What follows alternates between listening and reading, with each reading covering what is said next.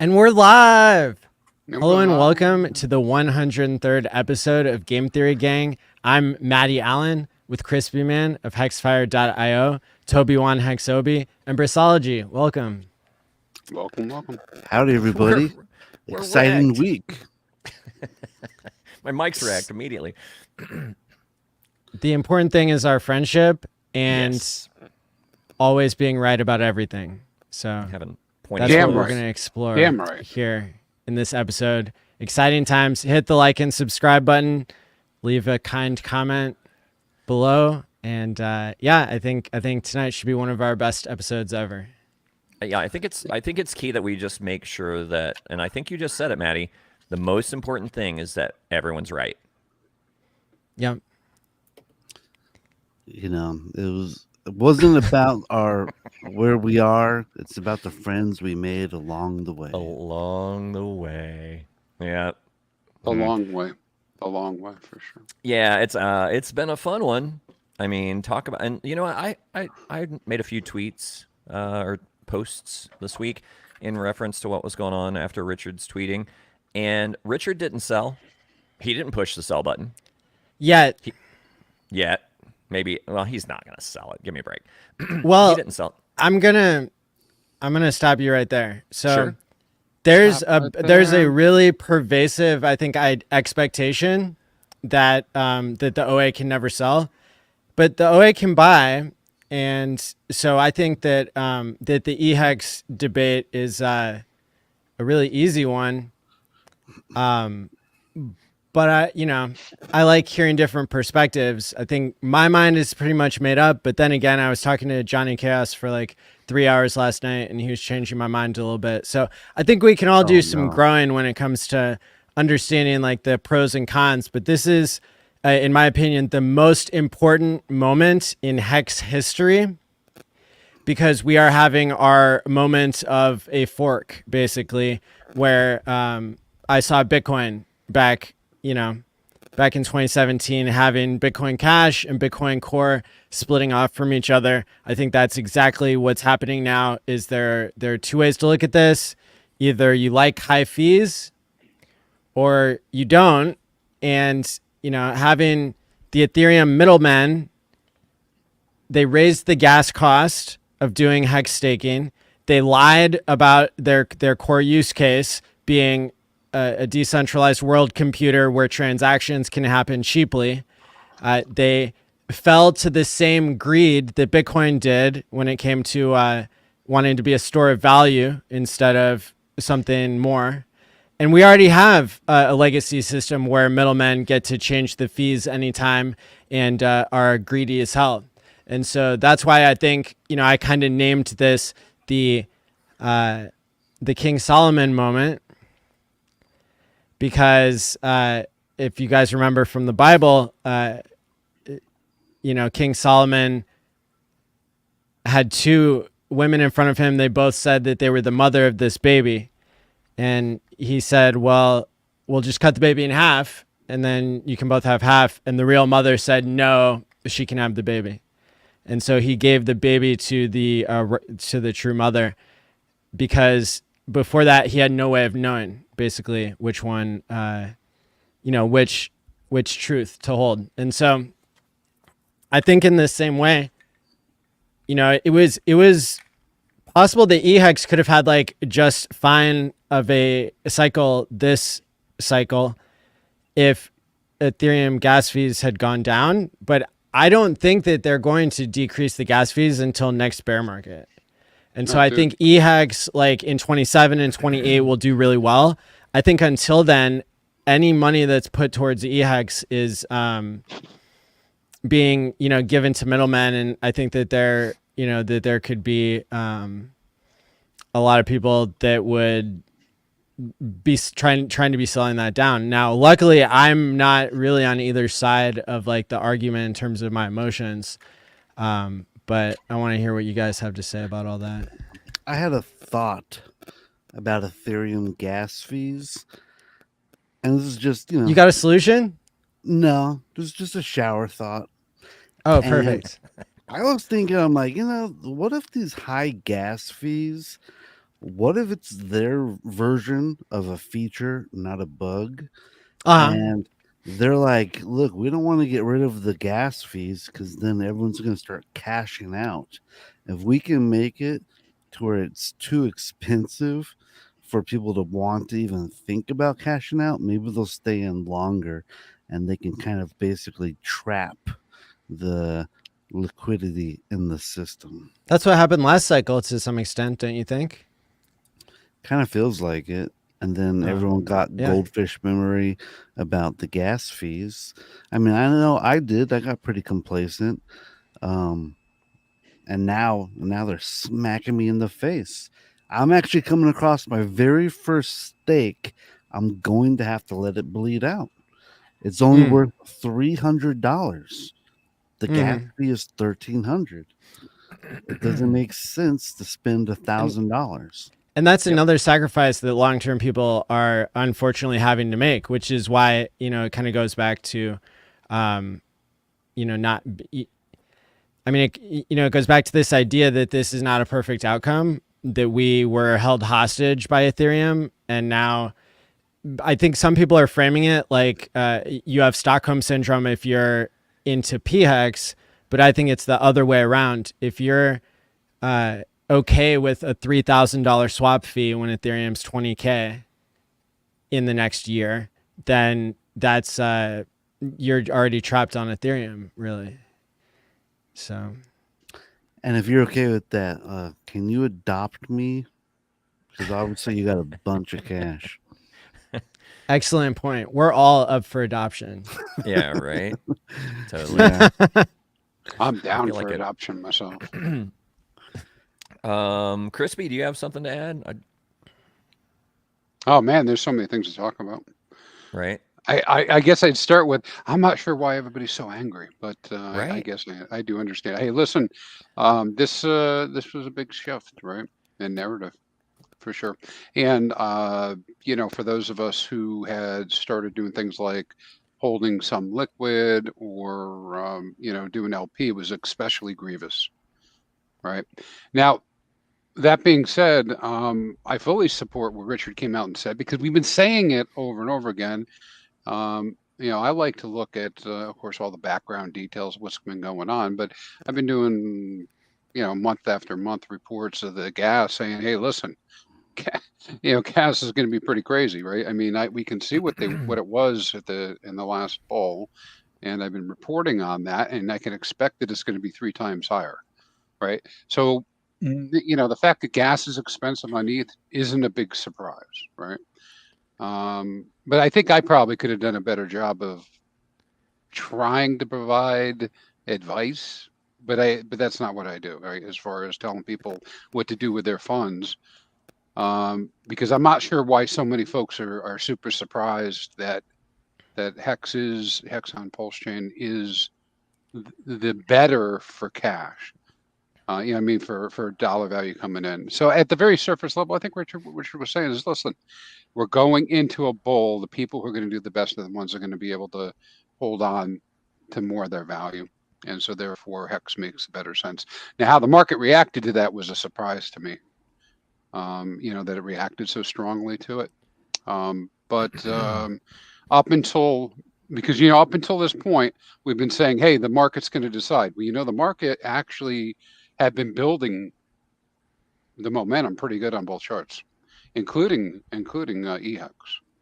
And anyways, I'll leave it at that. Yeah. Go ahead, Toby. Yeah, I got a few things. There's so much, so I'm gonna try to keep my little squirrel brain focused.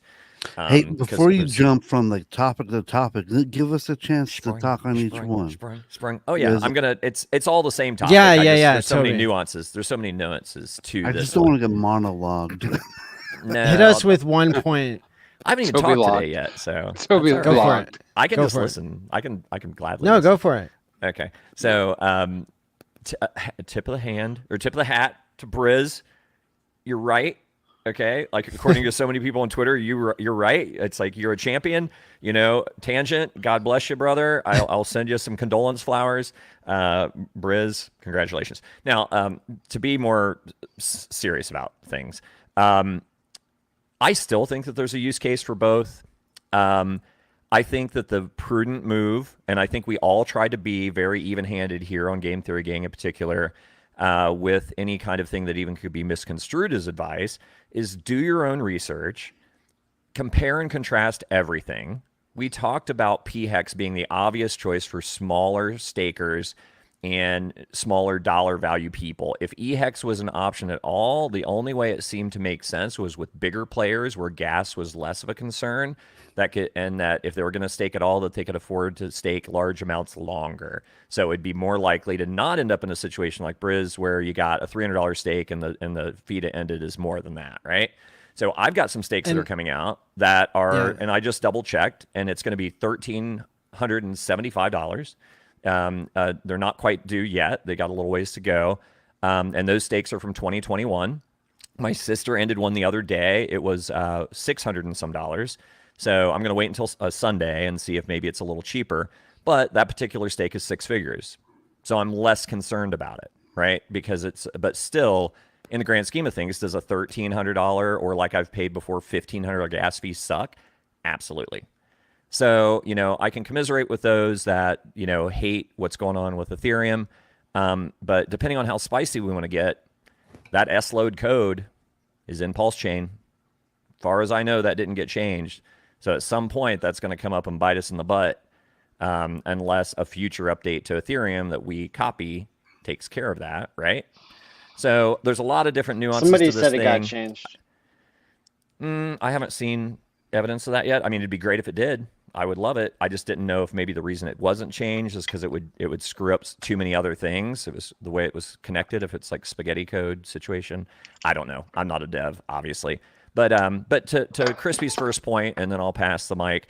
Yeah, it's like it seems silly to me that people are just so ready to pound their own chest and shit on other people that maybe had a different opinion or make assumptions about other people's opinions when maybe they didn't even know the entire context of the way that we've talked about this topic before. So maybe everyone needs to put their egos on a shelf a little bit and not be so hyperbolic and not be so ready to dunk. I mean, what's ironic is just like before this ever happened, I made a post about, what's better than, dunking on someone is knowing that you could and not. You know what I mean?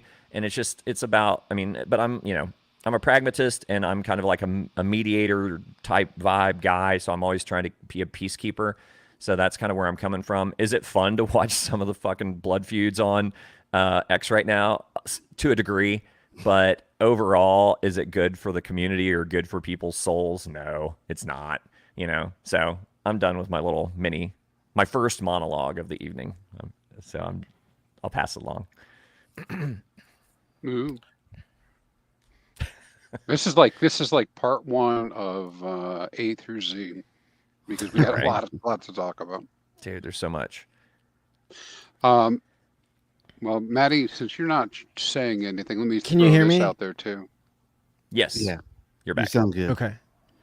The only thing I would say about what Toby said is that like I too thought that big players, they might make the difference.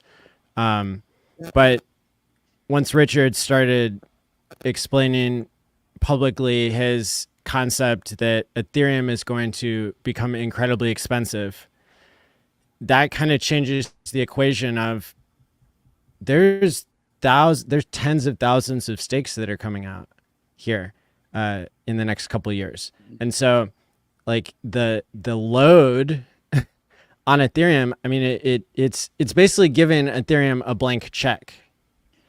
And that's a big difference between just what we have to deal with individually if we're stakers, that have big stakes coming out infrequently or something like that. And so I think that changed really the calculus for me, looking at it as, wow, before I was advocating for people keeping both eHex and pHex. For me, I'm obviously still keeping both because I'm staked for 12 and a half years on average with yearly stakes coming out. But I do feel like it's been more of a sacrifice now than ever because long-term people in Hex have been sacrificing time and time again. Like we didn't do as well in pulsechain or pulsex if you were a long-term staker of 7 years, because you didn't have any liquid to sacrifice for these things that went up more than Hex did. And so people who had liquid Hex that were traders that were, benefiting greatly from being short or medium-term people, they're the ones who are winning right now. And so longer pays better is going to have to happen at some point if if you want to convince me that Hex is a complete success. I think that it's very possible that the pHex could catch up to where everything else is, but right now it's not, and that's that is frustrating. But I think just to reiterate, like, giving ETH a blank check, that's not the answer to the frustration. The fact that we have a new chain and not coming so many years in advance and have everything in place now is a miracle. It's a blessing. And because otherwise Hex would be threatened much more. I mean, it would be kind of game over, like it's going to be game over for every other alt on Ethereum, I think, in the next year. So we'll see if that plays out like it could. But Crispy, back to you. Yeah, sure, Mehdi. Yeah, and I think, again, simplest answers. I don't think Richard expected the response that he got from the tweet. Maybe it was expected. I don't know. But yes, we know from our earlier work that focusing all of our economic energy into a single token, which is very difficult at this point with everything we're dealing with on pulsechain, is going to be the most helpful. I would also point out that this also occurred right on the verge of getting into the 1.1 cent range. And if we were to have pushed through that 1.1 cent range, about over $10 million worth of economic energy would have gone into eating through that level, not to mention the gas that would have been consumed. And so another way to look at this for those who are in the Hex ecosystem is, wouldn't it be better for that to be focused on pHex and not eHex, as that might have happened. Now, some people theorize that was on purpose or not. I don't know, but it did have that timing, right? We were just up to the BankX V3 positions for the third time. We've tried to punch through that 3 different times where we would just get rejected. So I think that was a big black cloud over the whole ecosystem, because that it just had a dampening effect. As long as that was there, I still don't understand why BankX hasn't figured out yet, like, a better thing for their own bags and for everybody's bags. Put a staking ladder together. I know it's on Ethereum and everybody's like, oh wait, put a staking ladder together and then scrape your yield and sell off, or sell the whole fucking stake when it's due. And then you don't have the whole bag hanging there over everyone's head thinking, oh my God, they could dump at any time. And participate as it's meant. It doesn't matter though. It's eHex. You know what I mean? Richard is like tweeting up a storm right now, like helping people to understand eHex. Yes. It's not relevant right now. Right? I mean, well, yeah, yes and no. I mean, I know what you're doing, Maddie. I love you, and I know what you're doing. So it's like, I get it, I hear you, but the fact of the matter is there are still billions of Hex locked up on that side for multiple years, and there's people that, yes, they got their copies. So is it easier for them to walk away from the eHex side and just never participate, let them bleed, don't bother with ending the stakes, and just go happily down the trail with their pHex equivalent? Sure. I think you have to wait until 28 to play, like, whenever Ethereum lowers their gas fees, like we did, then eHex will be able to thrive again. Be viable again, right? So right now, I mean, to be frank, it's like it is an opportunity, right? Is the way I look at it. And like, I know it's not quant game. An opportunity for what? I think an opportunity exists for eHex to be purchased as it is going down, if it continues to go down further. Because I completely disagree. Well, it depends on your time horizon. It depends on your time horizon. Well, okay. I'm not talking about staking. Not talking about staking. I'm talking about as a liquid play. As a liquid play, if you look at it, and if you look at the charts, that candle that went from 1% or from almost a penny down to like 4/10 of a penny, that was the bulk of the move. 58% of the move, which was from there down to 0.0016, which was below big payday dump, That was in a 1 minute candle that got eaten back up almost entirely by the second minute. So the bulk of of that entire dump was 2 minutes. There was a $13 million Hex dump that took that big red candle down in that 1 minute. Look at the 1 minute chart and you'll see exactly what I'm talking about. And then we came back up, and then we're currently back up around that 44 level, right? Is when I looked at it a little bit ago. I mean, so if that's where we're going to balance out, now is it, and it also, since I like to fancy myself a bit of a TA guy, it could also be shaping up to be a bear flag. So there could be lower moves to be had. I'm just saying, as a speculative you're play, not understanding something. Like, yeah, maybe. So, okay. Or maybe we're talking about two different things. If eHex has any value, then people will spend Ethereum to extract that value out. So, for example, if I have a $2,000 stake on Hex, because somebody is buying liquid eHex, so my stake that's coming out today, this is an imaginary situation, but let's say my stake coming out today, it was worth $2,000, and Ethereum, the middlemen, assholes that we're trying to get rid of through crypto is invented to get rid of asshole middlemen that can charge anything they want. What if they wanted to charge $1,900 for me to get that stake out?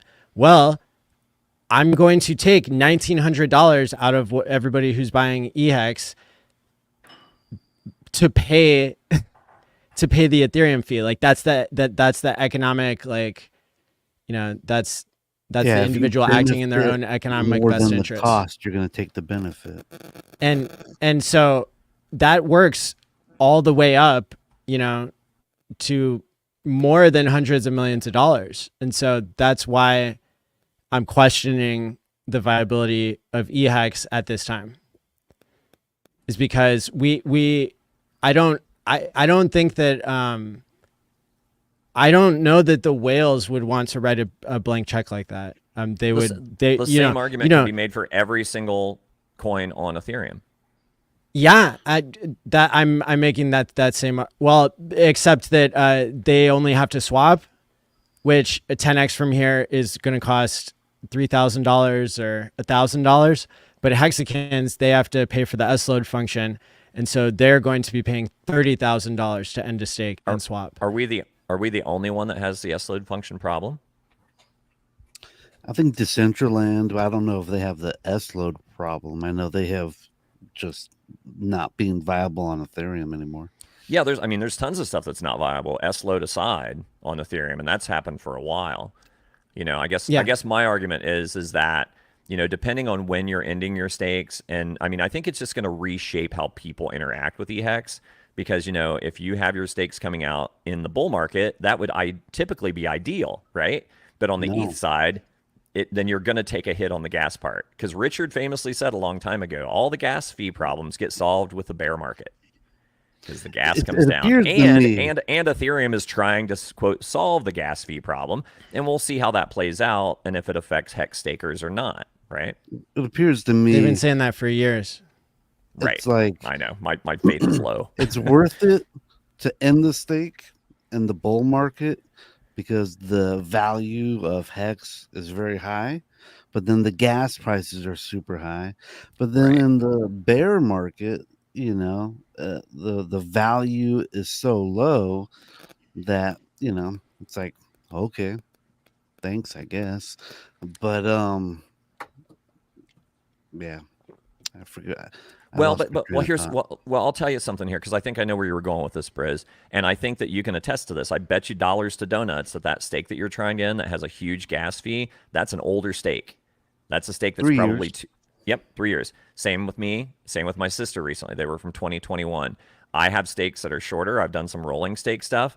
Gas fees aren't too terrible. They're like $60-$80, which is a lot, depending on how much Hex you staked in that rolling stake, but you do your math before you go into those situations, and you know that you're going to be making more yield than the gas, and it's viable. So here's the scenario for you. It's like if someone was, because let's brainstorm a little bit to save people with their Hex staking strategy on Ethereum. If they want to restake, or if they have stakes coming out, it might even be viable for them to let it bleed until the bull market is over.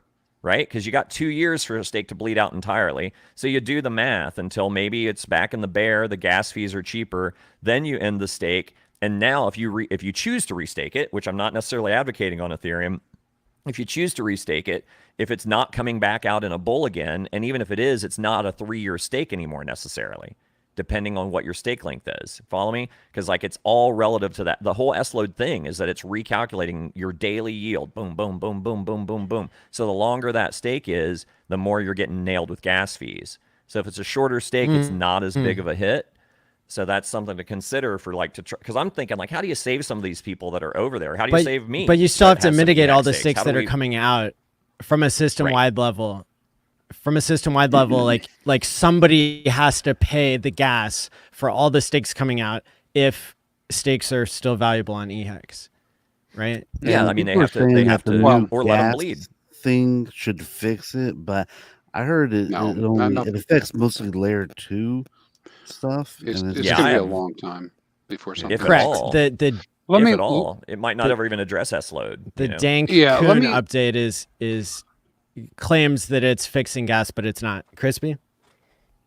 Hey, since we're all likely, almost everybody's probably is likely at this point understanding and digesting what Richard had to say, and we're all concluding that Briz was right and that Furu was right, and that's not tongue in cheek, right? I'm just saying because we've been looking at all the numbers. I think the first thing I would do is I would say this: maybe this is the time. Maybe this is what you're going after, Maddie, to make sure that we're communicating to all new people. Move to Pulse.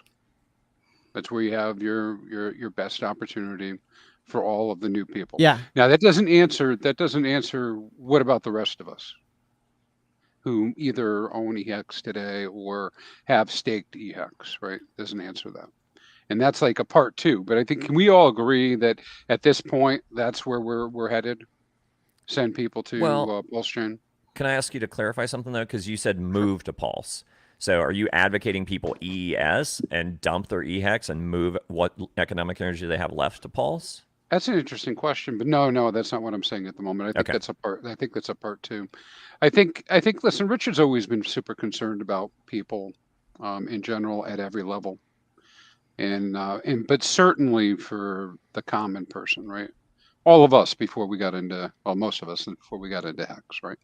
And listen, yeah, I think if I got to pay a lot of gas, that's gas that does not get appreciated when things do pump, right? And so, well, technically, so you make arguments still for eHex for various reasons. For the community's health, the best thing to do is to push people in the direction of Hex on Pulse Chain. That's what I'm saying. I just want to say, I've never told anyone to sell anything. I've only said to buy Same. pHex, but I honestly don't recommend. At these prices, I wouldn't sell Ethereum Hex, and I haven't sold any of mine. And I think we should all migrate what we can over to the Pulse chain. But with that said, I really wouldn't be like too dystopian on the eHex stuff, because even if we all migrated over to the Pulse chain, I got this gut feeling that I believe we will probably see all-time highs again on eHex via like bonded liquidity and stuff like that. So No way. Well, that's not this cycle. That's another this cycle. point, though. Yeah. I Not think so. anytime soon, I, but I, like maybe. I bet you. I eventually. bet you it will go back to all-time highs this cycle. Be wild. Not no, because of the gas fees.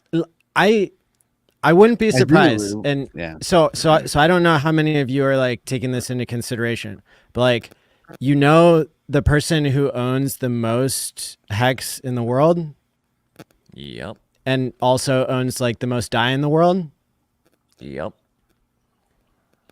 or whatever. There's an address, right? And it's like, it seems pretty likely that address doesn't like eHex right now and is like encouraging people to wake up and do what we've been talking about for several years now, which is like use the low fee chain. And so, I mean, if if the OA can buy Hex, I don't think it's impossible for the OA to sell Hex. And I think if you know, there's this idea like, oh, you can't fight the market. Well, if you're a Poseidon, if you're the God Whale, or you're the OA, you can fight you are the market in some ways. And I don't like how people spin this as like, oh, you're relying on one man. Like, no, you've got it backwards. You're relying on Ethereum to be able to change their gas fees whenever they want. And that's more of a middleman situation than basically, why would Ethereum ever change their fees if we keep paying them more and more money, like a blank check? It just, I don't think that the game theory works out as well with eHex this cycle, because every altcoin is going to get killed on Ethereum, and Hex, because of the code, is much more expensive than any other altcoin. Just regarding the OA being able to sell, I think it's of my opinion. I think whatever the OA injects into the system, I think they should be able to take that back out whenever they want. You know what Yeah, I I mean, mean? I don't they've think it's very. I don't no think it's super expectations. ethical to just be selling Hex on top of your users like an XRP people do.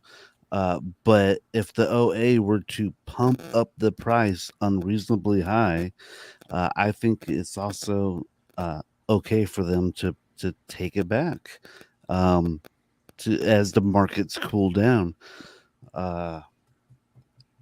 Yeah, go ahead. Yeah. Would you rather have like the ETH validators have the money or the OA have the money? Like,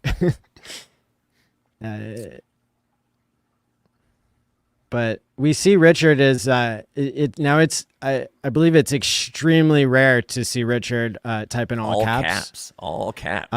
He's This screaming does at not happen often, so that's usually an indication of like yelling.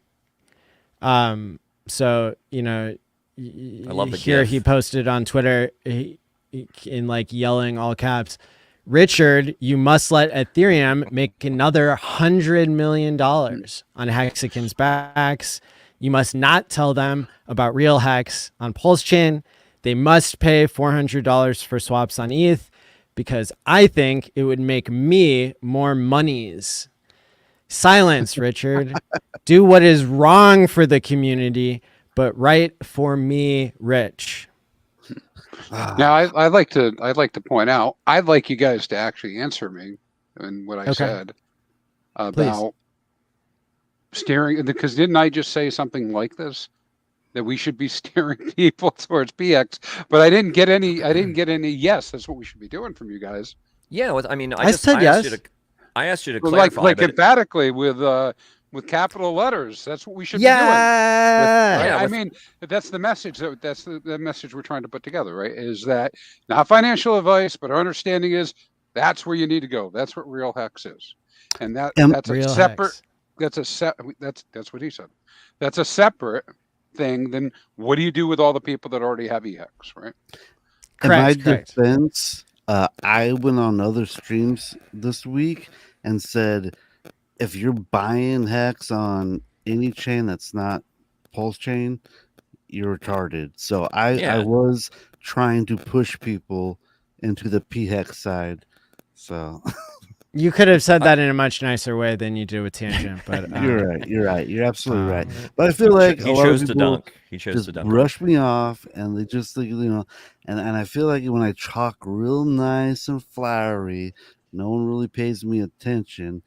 Yeah, you gotta you gotta stick them a little bit so they can. There's a lot of people who watch this show and value your opinion, so I wouldn't worry too much about people not. You're absolutely right. I do receive a lot of respectful private messages. A lot of people are like, dude, I totally agree with you. Thank you for sticking to your guns and not folding. So I do, and I 100% love everybody that sends me love, but you know, it Now, is what it is. now Hey, the other just thing you didn't mention, Maddie, that I just bring up real quick, and then maybe you can comment on Please. this, Toby one. Okay, for eHex to be viable for anything, somebody has to provide LP, and so that's going to be another part of this whole thing, right? If LP disappears, you're not selling it anything. So that would certainly be something. So if the LP providers move in that direction, And that's somewhat what we've seen now, right? There's a super low liquidity on Hex relative to historic levels, and relative to pHex, we're talking on Ethereum. And here, Richard goes on in all caps. Oh, and they must get murdered by slippage too. Lose half on the way in. Who knows how much on the way out? That's blank check. Stay quiet about it, Rich. To build trust. Build trust by not telling the people the truth about it. Do it for me, Richie. Expensive Hex on both chains. $400 swaps before bull, sir.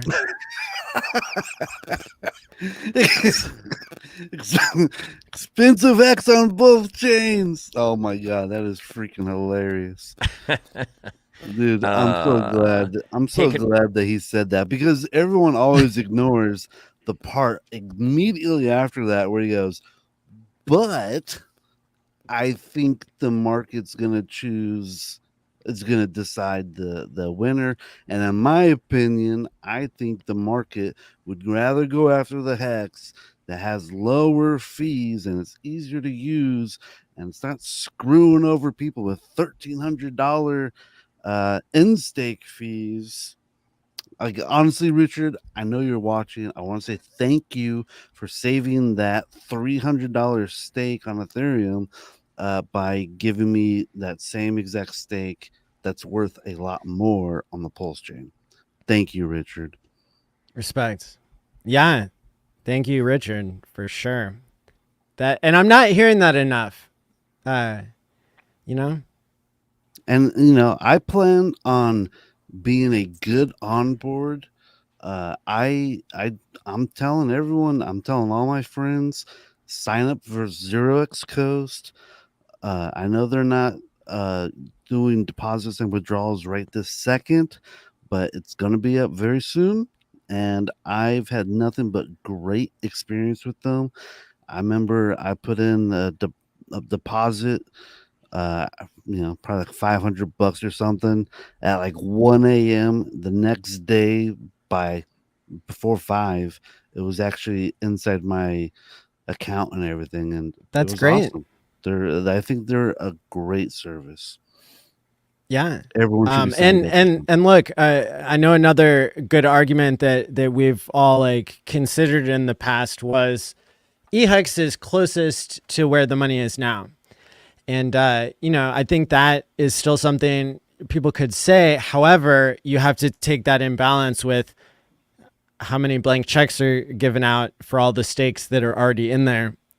And when you consider that, I think it really becomes no contest that, if you're an Ethereum whale, we know that you can bridge. If you have hundreds of millions of dollars, you can come party with us on pulsechain. And, even if you have to skip the step of buying eHex, hey, if you want to buy it, that's great. But it's just, you're going to be on the hook for all those end stake fees, I guess, until further until Ethereum gets their act together. So, just come on over, use the bridge. The water's fine, and more whales welcome to get straight into the real Hex. How does that sound?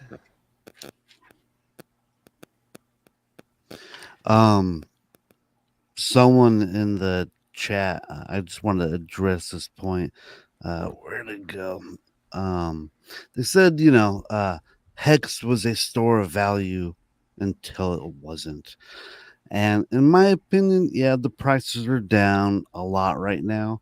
But to me, it just feels like somebody is giving everybody a fair opportunity to get into these assets at a really, what I feel is just a bargain price. Everything is at bargain prices right now. Um, and if you can't get in at these prices, it's just like this is your opportunity, and I bet you the prices will come way down in the next bear market too. They're gonna go back up, and I guarantee you the prices are probably gonna come way back down, and Richard's probably gonna make a tweet and says, "All right, you've had two bulls. This is the second bear. Are you going to miss the third bull market? Like, come on, guys. Do you see what's going on?" And you're going to see the patterns. Like, no one knew about these market cycles really until after the third one, because the first one, no one knew that was a cycle. The second one was like, hey, that the thing kind of happened, didn't it? The third time, it's like, okay, this is a pattern. And now with the fourth one, it's like, come on, guys, wake up. Yeah, I mean, I'm not sure if this is related or a separate point, but basically, we didn't really see this like eHex doom coming so swiftly until RH really came out on the whole Ethereum's going to moon thing, right? Like, it may very well have been that we could have gotten a different timeline of history. We could have had a different reality if the governments had dumped their Ethereum that they were kind of signaling that they were going to dump. If you had the FTX and the Mt. Gox and the seized coins and all this other stuff, if you had that dumped on the market, then you would have gotten a $300 Ethereum. You would have gotten a different story, I think, here for hexagons. So yeah, it's kind of I think that's also part of how the story has kind of changed lately. And it can be hard to update your worldview. I think all of us, though, we were Bitcoiners at one point, and then we we moved on to something that is in some ways better. I don't want to move on from Bitcoin, though. Are you still holding a lot of Bitcoin? No. I traded my last Bitcoin at right under $40,000 per coin for RH assets. I realized, hey, I think Bitcoin can do $250,000 a cycle. I really do. Mm-hmm. But that's from here. What is that, like 3 to 4x? Yeah. And I think those are pathetic numbers in crypto. I don't get out of bed for a 3 to 4x in a crypto bull market. All right, I'm looking for those 100 to 1,000 X's, and if we get a 10,000 X, I'll be extremely happy. How many X's does it take to get you to dance on a coffin? Oh, it just takes me one beer. Give me a beer. It takes me 2 X's, Dos Equis. Got it. Toby. Yes. Go for it. Can you hear me now? Yeah, sorry, my Focusrite took a dump, so I had to switch over to this microphone. All right, I'm just, I'm a pretty candid person. I'm a pretty hard on the sleeve guy, and I'm feeling a little triggered, to be fair. And what it is that part of what I liked about Top Hat Richard, part of what I liked about the narrative and the reason that I got into Hex as heavily as I did ultimately, and even why I got in so early, was I'm one of those guys that likes an underdog, right? And I like the top hat Richard that's like looking to save the little guy. And I understand that there are situations that occur where there might be collateral damage. So I think that that's kind of, in a way, the situation that we're in now. And I think part of the reason there was such a backlash to what had occurred with eHex was that the narrative was not new. These were all things that he said before Pulse even launched, if you guys recall.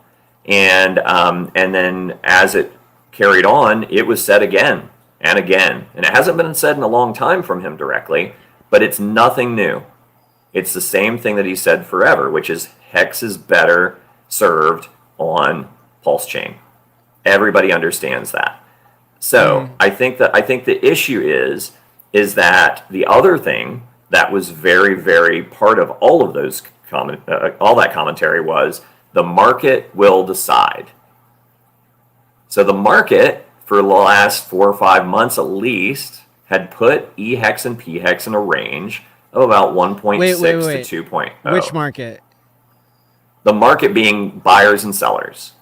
Of Hex or of Ethereum? Of anything.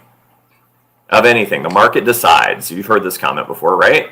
The market decides what has value. Go to gopulse.com and you'll see the ratio of Hex to eHex. That's the market. Right. Well, right. And that had been around 1.6 to 2.0 for about 4 or 5 months. And then it changed very rapidly after the tweet.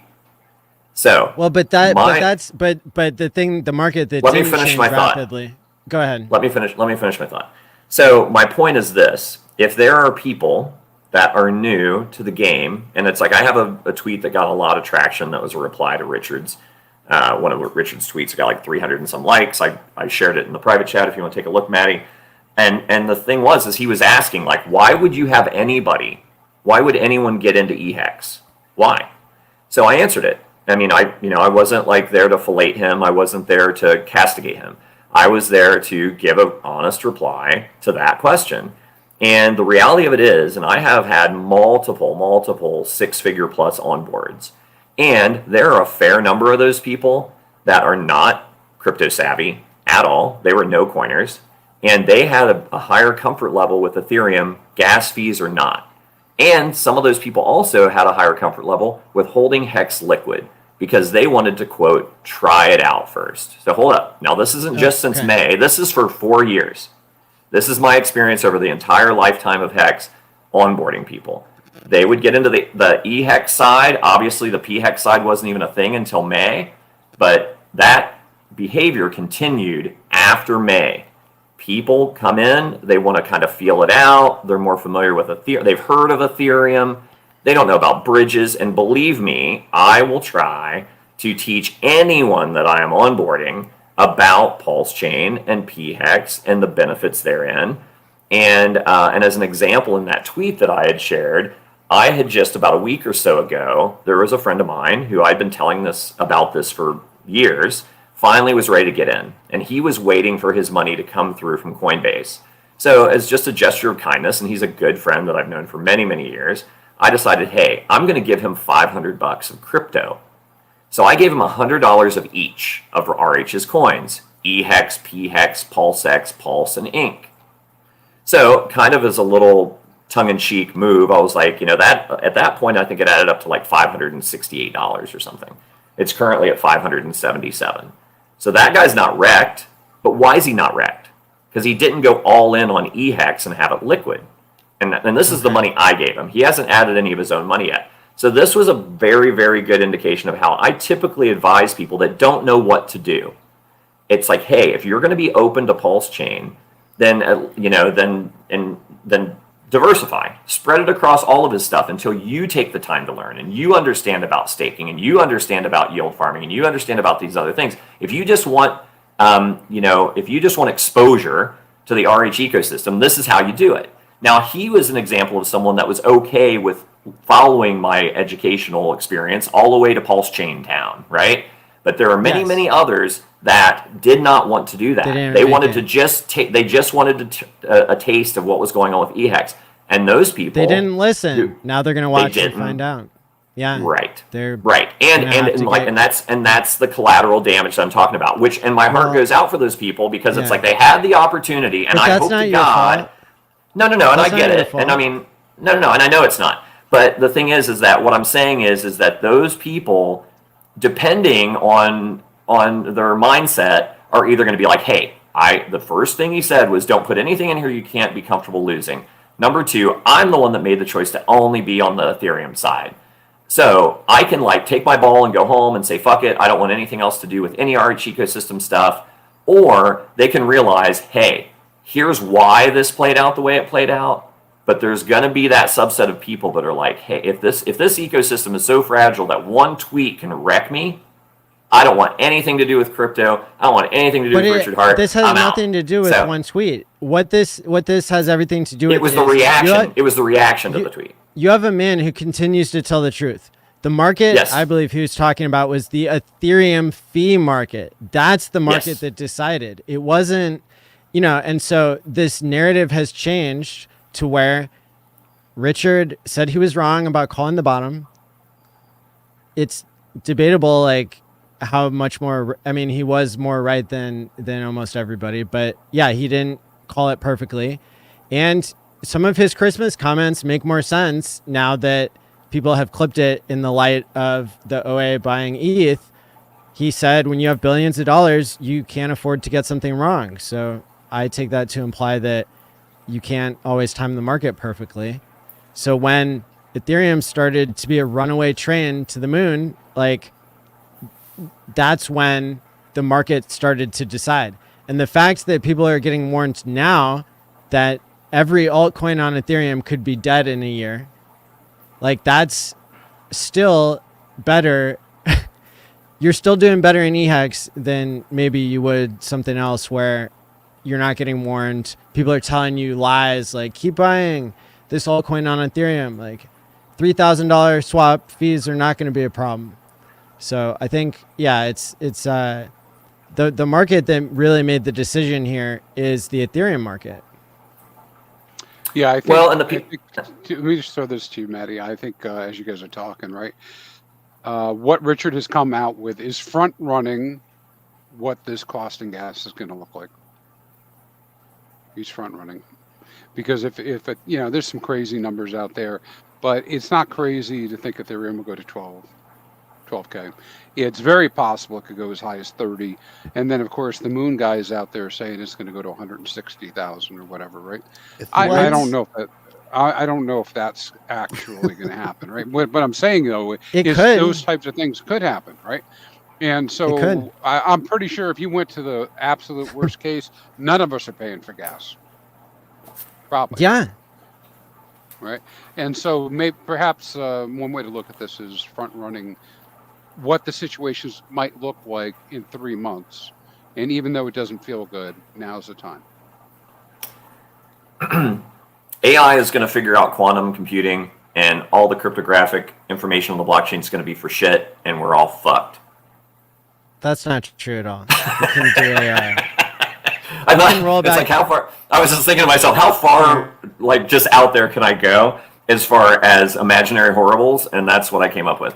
So, I don't know, man. It's like, I still feel like it's our, okay, I can't speak for everyone. I feel it is my responsibility with whatever little bit of, like, leadership that people might see that I add to the community to try to hold Richard accountable to a degree, or at least give a counterpoint, right? I don't want to look like I am just a puppet for Richard's talking points.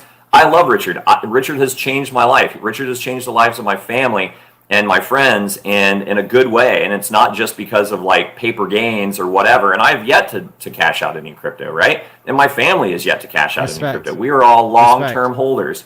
And we are the guys holding your fucking price chart up. Guys like me, okay? If you want to go find people to shit on. And I'm onboarding still, dude. I mean, I've onboarded a ridiculous amount of people. And I am happy to continue to do that. But I think much like and it's like, I'm not Richard's friend. I've never met that guy. You know what I mean? It's like, I like him. I kind of feel like friendly toward him. We used to have a lot of chats back and forth on Telegram in the day.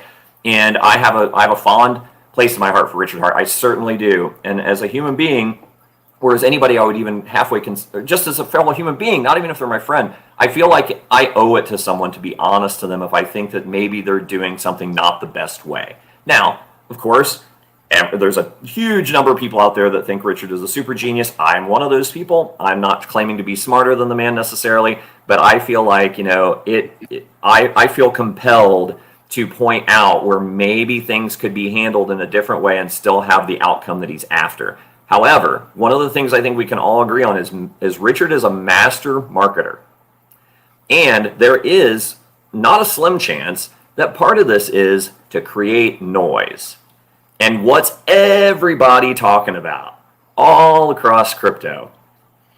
The eHex debacle with the big dumpage, right? Anybody that's not even in the Richard Heart ecosystem, they're talking about it. And if you think about back to the Outrage marketing days, what was the whole point? Eyeballs on the ecosystem, because there's going to be some percentage of those people that are going to dig deeper, see the value there, and become investors and learn more. So I wouldn't put it past the guy, and maybe this is part of the 5D chess or whatever that people like to joke about, of this whole thing. Is he upset about it? Absolutely. Does he want to change the world? Absolutely. Do I love that about him? Is that in me too? Do I have that idealistic tendency as well? Absolutely. I tend to be a little more pragmatic. It's good to have a leader that's super idealistic.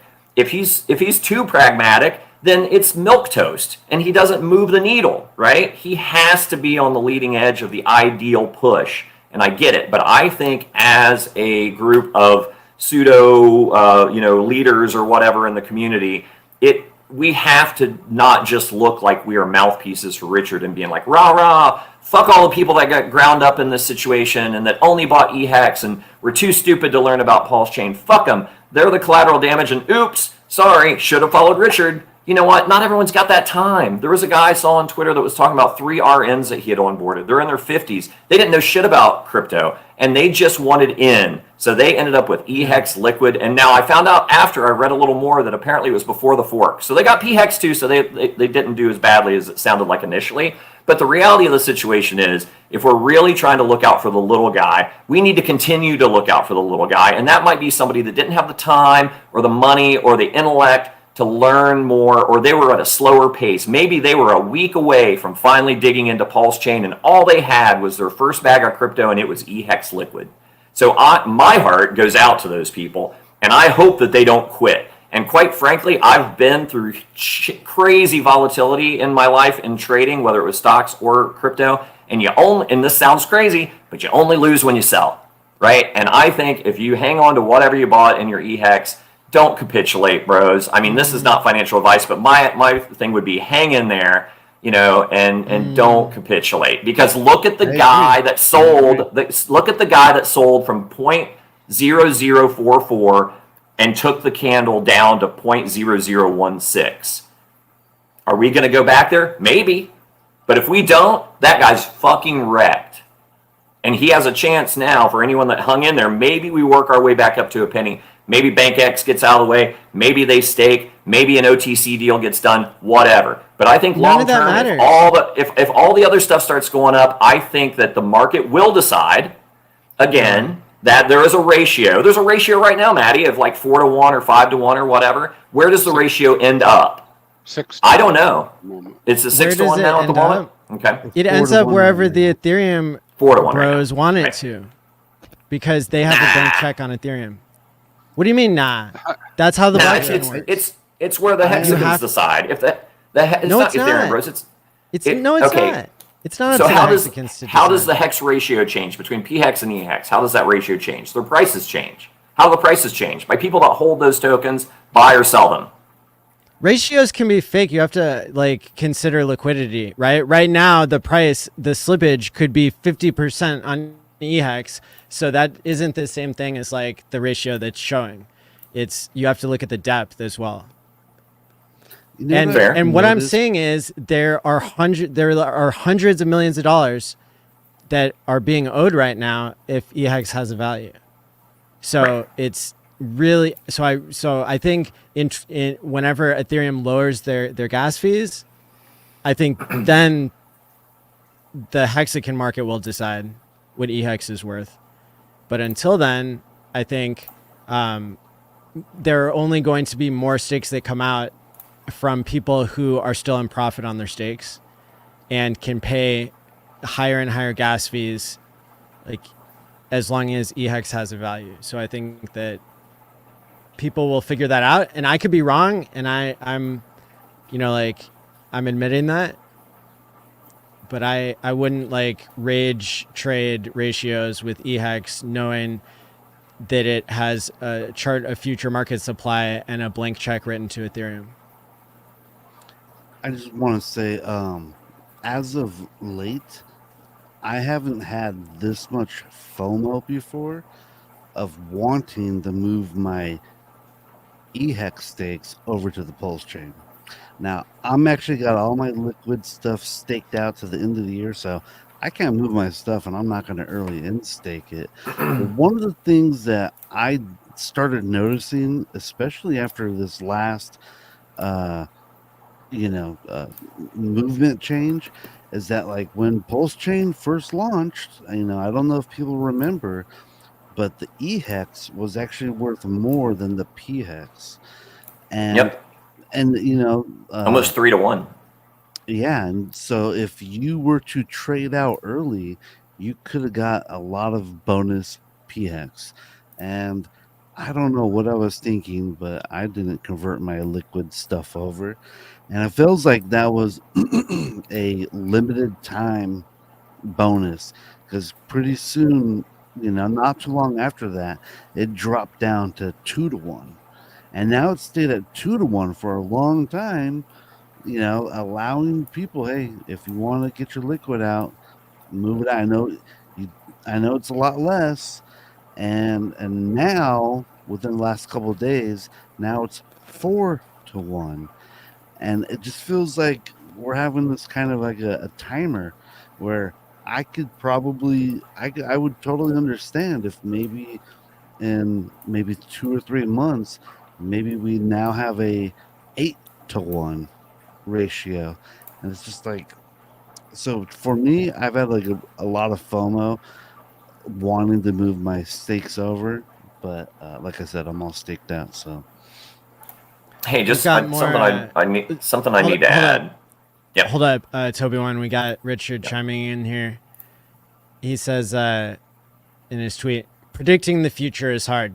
No one knew for certain that Hex would be worth more than eHex, or that liquidity would move, it seems, entirely to Pulse Chain. Nor could people know for certain Ethereum gas fees would stay insane. But you knew it was a possibility. Just like you couldn't know they'd approve the Bitcoin. I think he means ETF here, not ETH. yeah, And buy all dips with not a single 25% dip from the bottom to 4x higher. But after you see the reality and you see it happen, that's it. You made your bed, you must sleep in it. Predicting the future is hard. Here's the good news. It's the perfect storm for PulseX, PulseChain, and Hex. The majority of guys won. Most people moved over and are now enjoying the amazingly affordable fees. Thousands of times cheaper, millions of dollars saved. It's wonderful news. And if you think about it, how could a second chain possibly save anyone on fees if you had to end stakes on 2 chains instead of 1? Only by people stopping wasting money on the expensive chain. And what's the only way they might stop doing that?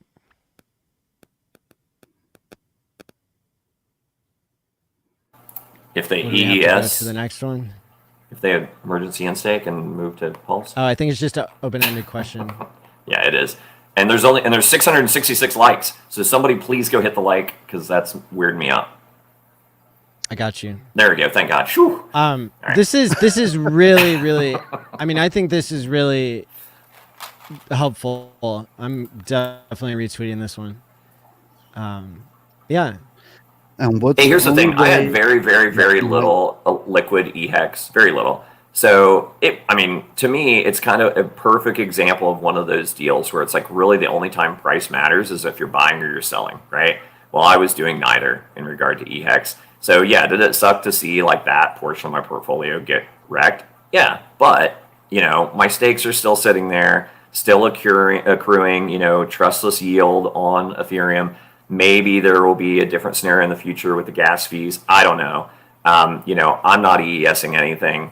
Effectively, that's free money over there because pulsechain Hex, I believe, is kind of the real Hex now. I think it's pretty apparent that that's kind of the market did decide long before Richard's tweet. I mean, it was trading at almost a 2-to-1 ratio for 5 months. So I mean, it had shown that there was more perceived value there. I mean, that was a given. Now, because of the volatility from people speculating or how they've interpreted Richard's words and chose to act on those, we got a 14 T share or 14 Hex per T share per day payout the other day from all this. So obviously some major volatility and waves in the market. I'm hoping that everybody learns from these situations and can better position themselves.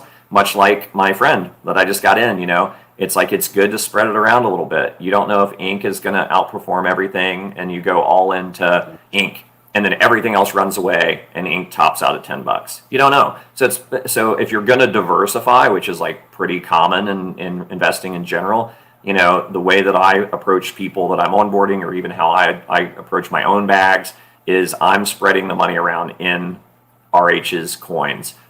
I haven't restaked on Ethereum in a long time, just to be completely transparent. Have I bought some since May? Yeah, there have been some times that I bought some eHex because I felt like it was the best deal of what was out there. And yeah, so I mean, it's like everyone's got to do their own research and decide what the best deal is for them. In time, maybe we get back to a 2-to-1. You don't know. I mean, maybe we go to 100-to-1, right, with pulsechain versus eHex, and it's just completely wrecked, seemingly forever. But crypto is a weird thing, and stuff that looks like it's down and to the right to ever. If you go to log scale and you zoom in, there's still some wild ups and downs in those coins, and maybe that's what the destiny is for eHex, that it's trading like super sub penny, but it still has 50% pumps and dumps, and people are down there playing around with it and earning yield. We don't know. I don't have a crystal ball. I mean, to Richard's point, I can't predict the future. It's hard. Orion has a question here, and I had the same question myself. He says, random thought, would any of us care about eHex if Hex hits 56 cents? And I thought the same thing. I'm like, would any of us be upset if eHex was like at 5 cents when pHex was at $1? Right. I mean, look, I think Richard's being very clear, and if he says the future is really bright for these coins, that makes me way more excited. I think it was it's a shock to see Ethereum popping off, but here he's got another tweet. He said, part of the reason Hex is doing as well as it is, Hart's Law. Since most of its liquidity is in PLS and PLS is doing great, it gets a free ride up. Okay, so that makes me think a little bit more deeply about like, are the long-term people getting a good deal? Well, yeah. I mean, look, we didn't spend that much time at 56 cents. No. Like, and the way that Sami frames it, I think, is borderline criminal. Because Ben Sierra has come on the show and shown data that shows exactly how many people bought at every single penny along the way. Like, he's got a histogram chart of it. And so to frame everything like Hex is down 96% is that's a false and misleading statement to the point of lying. If if you're comparing that especially to other things, look, we know that a lot of people had the opportunity to get into Hex all along the way, but we have data, we have a transparent blockchain to show us how much people are up and down, and people are not all down 96% in Hex. You had airdrops, you had earning trustless yield along the way, you had sacrifices, you had all these different things that have preserved value for a lot of people. Mikey is in profit. it seems like on chain, based on an account that bought the exact same amount of hex that he bought, that was reported in the documentary and shown on screen. So, I mean, you know, how high does that have to go for people to admit that we're doing really well? You know, like, or is it just people who are having this trading mentality that are trying to say we're not doing well? I don't know. Are you guys doing well in crypto? Do you feel like you got a better deal than being in Bitcoin or Ethereum since 2017? Dude, I'm real doing great. quick, all I can say is feeling that edu- I'm looking at feeling my eHex educated. bags, and they're worth more than what I put into them, even after this latest like 60% crash. So I'm doing great, All of my my biggest regret is that I didn't sacrifice all of my liquid hex. Mm. Because Yeah, right. all of that value got captured at the hex price it was sent in at, and now it's only increased in value Sure. since then. So I got into pulsechain at like 33-cent hex, and the equivalent amount of pulsechain I have is worth more than that 33-cent hex is. So that's my only regret, is that I didn't. Well, sure, but put in that's more. that's very similar to what's happening right now, in that we didn't know what was going to happen, and so best advice, or not even advice, best guess is just have exposure to all these different things and not go hard into everything.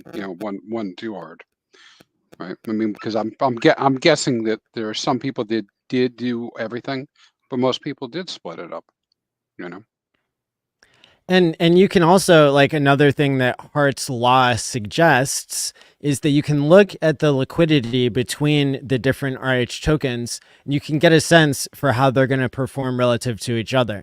Now, for me, I'm not like obsessed with ratio trading, that sort of thing. I know a lot of people, they that's how they, get to enjoy their cryptos, by looking at those things. But when I look at the liquidity, it was telling me a story before Inc made its move above $2.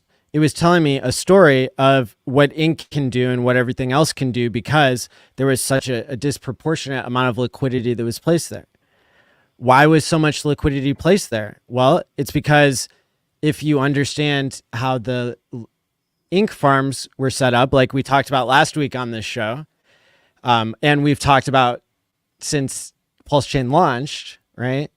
You guys have helped me understand like how valuable it is to be providing liquidity using Inc, and that affects the amount of liquidity that is provided, and then it leads to price performance. And so, I think we've gotten a lot of data. There was a point where eHex and pHex were both offered in the liquidity farms, but that didn't last long, because it seemed like all the users just started EESing their hex in order to earn, high fees through the yield farm. So it seems like, the story's been building, but at the end of the day, if you want to be forward looking and you want to utilize this idea of Hart's law, you cannot beat yourself up about being in one good thing versus another if those things are highly bonded in their liquidity. And eHex is the thing that has not had the same level of, not even the same magnitude of liquidity bonding for a long time now.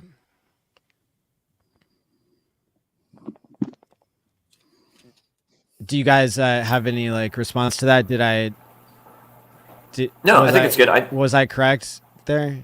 Yes, I think so. And then I think what would be fun, Maddie, too, it's like, have you looked at that wallet, that little test wallet that we did last Tuesday, to see how much ink it's earned? And I haven't looked at it. Do you think I earned some ink?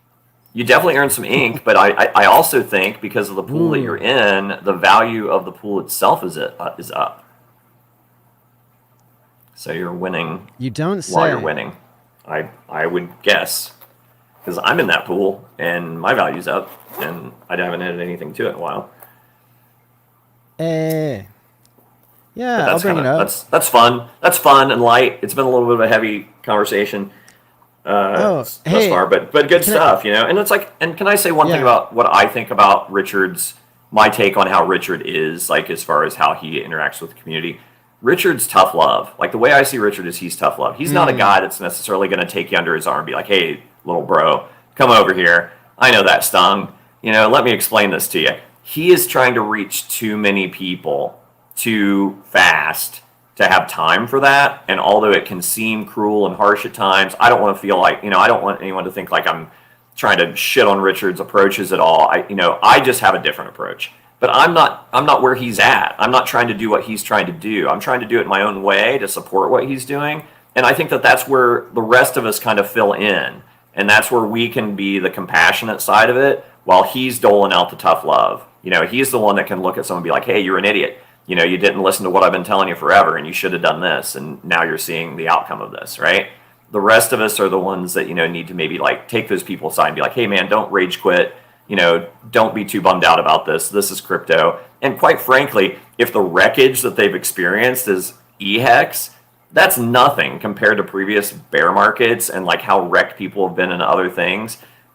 So, you know, I would encourage people that are feeling disheartened on the eHex side with this thing to like, you know, look at pulsechain, pay attention to what's going on and the opportunities that are there. And, you know, divest a little bit across the RH ecosystem, you know, with his other tokens in particular. And I think that we're all going to make it. I think we're all going to end up being very, very happy Hexicans at the end of the day. It is just a tumultuous week. Yeah, you know, it's like, honestly, in my opinion, this is my opinion, I think we're all going to be fine in the long run, especially if you guys invest with the Richard Hart ecosystem. That's just my opinion. You Not know, investment advice. not Participate. investment advice, just friendly advice. I don't know, but Friendly you know, opinion. it's like, Yeah. you know, you don't want. We see the SAC funds and we see all that money, and you know, before this, like last month, it was always like speculation that money could be used to like buy up assets and this and that. But like last month, the money did move around and some of it did move into other things. And like ink is being pushed up beyond belief. And so I just gotta say, like, the Richard Hart coins, they're going to increase in value, I believe, no matter what. With or without us, the coins are going to go up in value.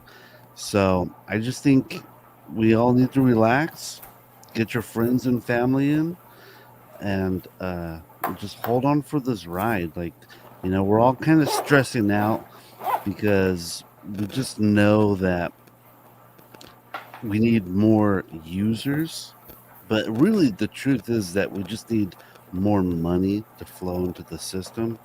And there's a giant bag of money hanging over the system that could fall in at any time.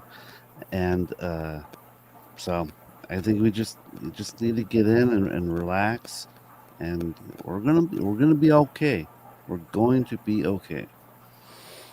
I mean, the rumored world's largest die holder just kind of predicted that Pulse and Hex and pulsechain are going to do really well. So Yeah, who exactly. knows what that could mean? You know, like I mean, you know, like, not you know, advice. Richard said Hex and eHex was designed to do a 10,000x within 2 years, and it did a magically. It did a 10,000x within like a year and a half. It really So, did.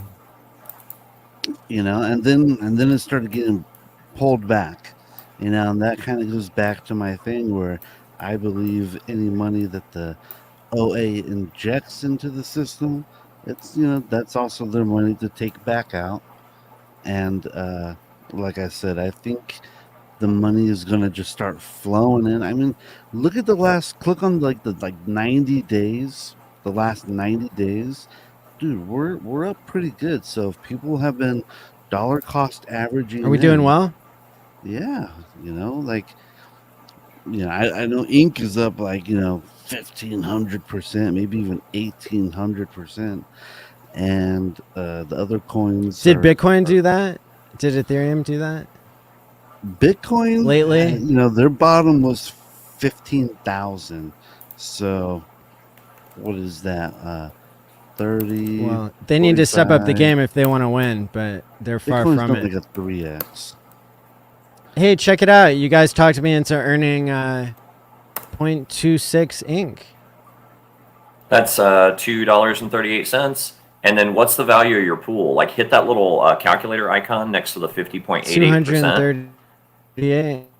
Oh, $238, and you put in what, Rich. 60? You put in $140, right? It was $69 on both sides, if I'm not mistaken. Dude, not Yep. a bad deal.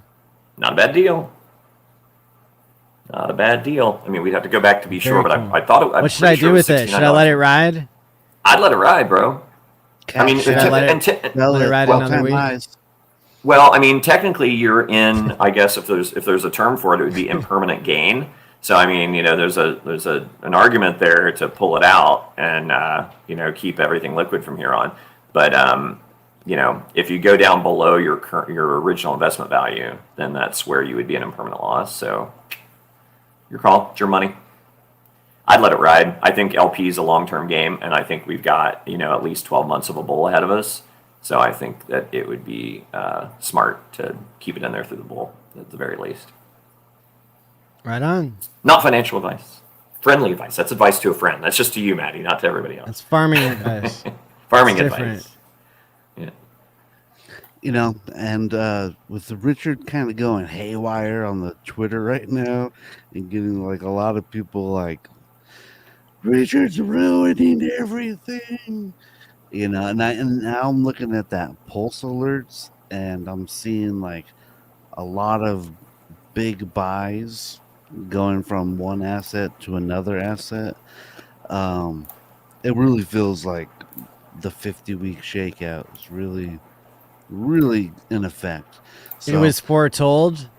It was foretold, and you also got to remember that half the hex supply was sent to the sacrifice address. Richard implied that the OA probably won't ever sell any hex that gets sent there. So the pHex, available pHex is 50% of what was available when the regular hex, or I'm sorry, eHex, went up to 56 cents. So in my opinion, I think pHex can pump a lot harder, twice as much, maybe 4 times as much as eHex did in the bull run, because there's half the supply available. You don't say. So, yeah. You sound very bullish on pHex, sir. I'm just bullish on the Richard Hart ecosystem. I really don't think we have anything to worry about. As long as you have some bags, maybe you have some bags in the eHex side, that kind of sucks. But, the Richard Hart ecosystem on the pulsechain, I think it's going to do phenomenal. So you still have plenty of time regarding like the market cycles. Everyone thinks that the blow off top is going to be late 2025. That gives us almost 2 years to accumulate and get there. And even if you miss this bull market, there's going to be another one in like 2028, 2029.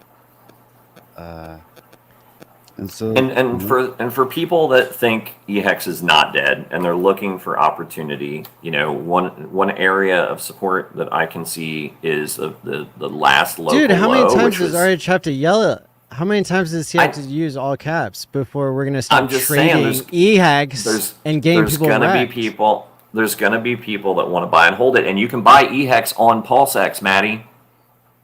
Hello, bro. Yeah, I'm but saying if people want to buy it there and hold it. No. If you want to. If you want to. I'm not saying to do that. I'm just saying if people want to do it, that's where to do it. And I'm saying if you're looking for places of support and resistance, and those things still hold true, well, the charts will play out. Come see me on Thursday on What the Hex, and you can look at the charts and we'll watch it unfold together. But I guarantee a trader's going to trade, and if people want to buy it as a longer term speculative play with a small portion of their bag, that's their prerogative. You know?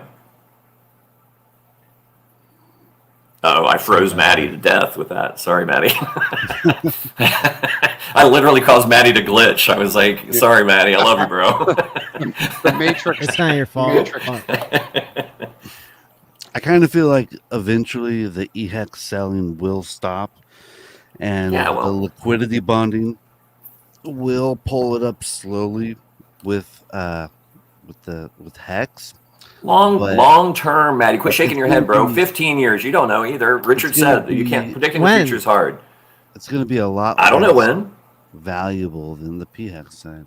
Yeah, I think on balance it will continue to be less valuable. It's a matter of how much less valuable, and which what. And if you're looking at, and this is where Sami's problem is. If you ask me, I think he does it by design to get views and like keep people engaged. But he's looking at little small pockets of time for things, and he might technically be right. Like, I mean, if he's looking at it and saying, hey, the total value of Pulse is higher than pHex right now, or the total value of PulseX is higher than pHex, yeah, right this minute, because there's been this giant watershed moment where both hexes have gone down and people moved, obviously some financial energy has gone into Ink and PulseX and Pulse. So, but does that mean that that's going to be the narrative going forward, or is it going to rebalance and people are going to see that Hex is a great store of value, obviously a better store of value on Pulse than Hex or on Ethereum because of the gas fee issue. But ultimately, I like T shares, and if I can get them cheap somewhere, I'm going to get them.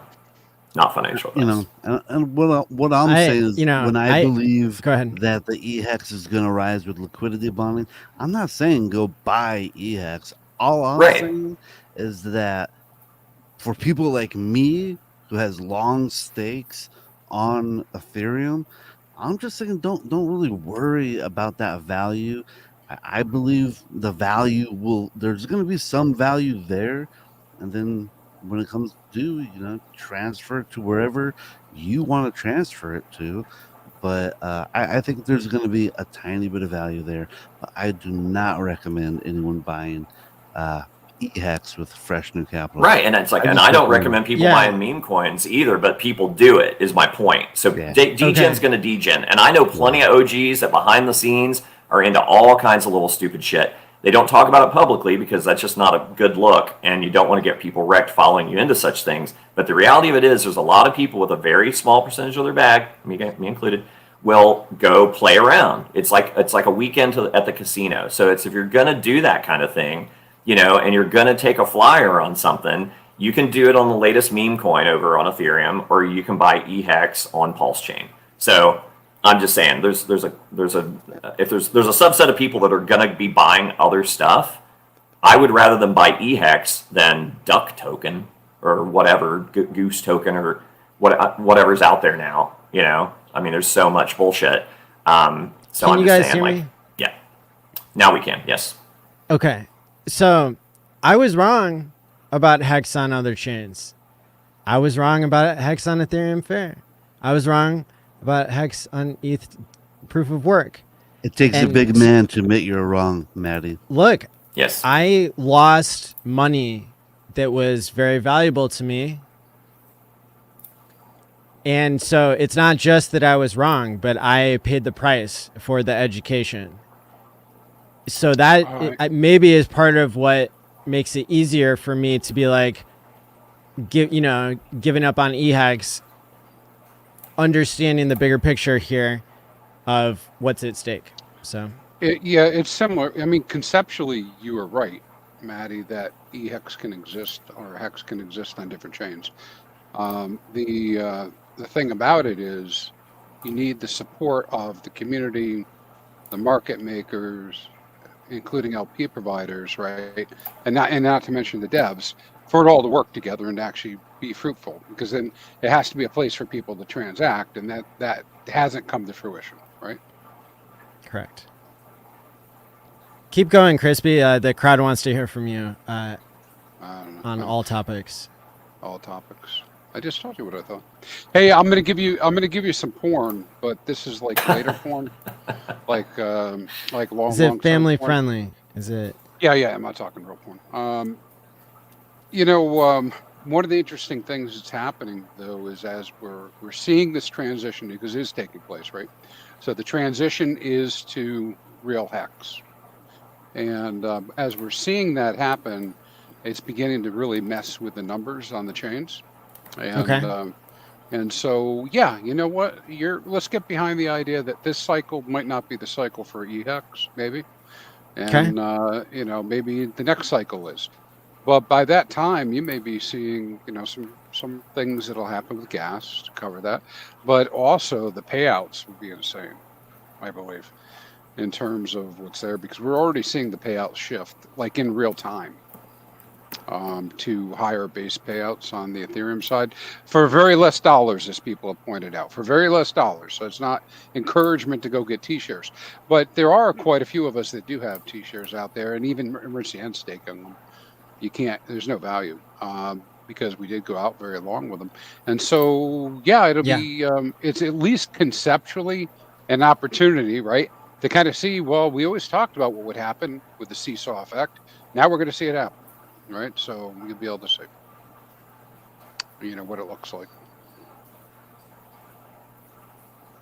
I wouldn't be surprised if by the end of the month, next month, we're at 7 hex per day on the Ethereum side and rising.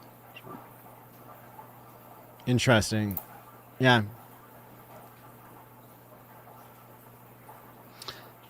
So, if we want to change subjects a little bit, I have something I think is pretty interesting to talk about. What do you got? All right, so this wasn't available last week during our show. It came out the Wednesday, the day after, but there's a new protocol that launched called the Earn Protocol by Power City. Oh, yeah.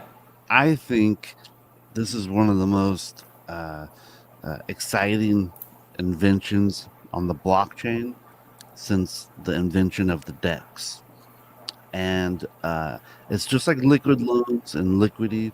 But I don't know. For me, I got a lot more pulsechain, so I'm kind of like, this one attracts me. And so basically it allows you to turn your pulsechain into stable coins.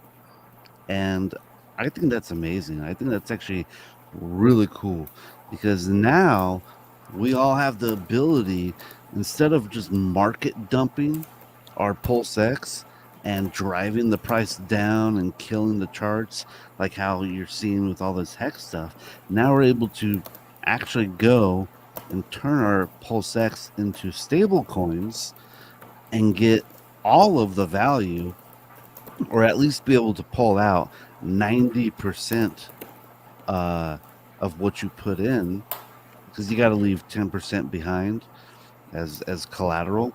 But now we have the ability to turn our pulsechain into brand new stable coins, which could then be used for anything, even to rebuy more pulsechain and just drive up the value even more. In a weird, like way, but I don't think a lot of people would be doing that. I think if anyone were to do that, maybe the OA would, because they could just lock up a bunch of pulsechain, get a bunch of stable coins, and then use those stable coins as they wanted. But I think that Earn protocol is really cool. I think it's going to preserve a lot of the value into the system. Just like how I'm like theorizing, I'm like, what if like the ETH fees, what if they don't want to fix them because they want to trap the value in the system? Well, the Earn protocol kind of does trap the value in the system. So I don't in know a if you guys way have that looked. is better, right? Yeah, because you lock up the pulsechain, which means that pulsechain gets taken off the market. It's not going to be sold. It's still under your possession until it either gets redeemed or you get liquidated. And so yeah, so that just drives up the value by making it more scarce, and then it gives you a bunch of stable coins without driving the value of the pulsechain down. And I think that's gonna keep a lot of the so some Falcon Crypto says, Briz, can you be liquidated? And yeah, you could totally be liquidated if you don't have enough collateral. But with that said, if you were to put in a bunch of pulsechain and you take out say 90% of the loan, and then it drops down like 50%, yeah, you're gonna get liquidated because you didn't have enough collateral, but you already have the stable coins, and now pulsechain is lower than what you got the stable coins at, and now you can actually buy back all of that pulsechain at a cheaper value. So yeah, so it's great. Yeah, you can get liquidated, but it's almost like a what do they call it? A stop Stop in limit, trading, stop loss. Stop loss. stop loss, and limit orders. Yeah. Here's a particularly tough question. Crypto King 22 says is asking what to do. Millions and millions of eHex staked over the last 9 months. No copies. Now RH just crushed me.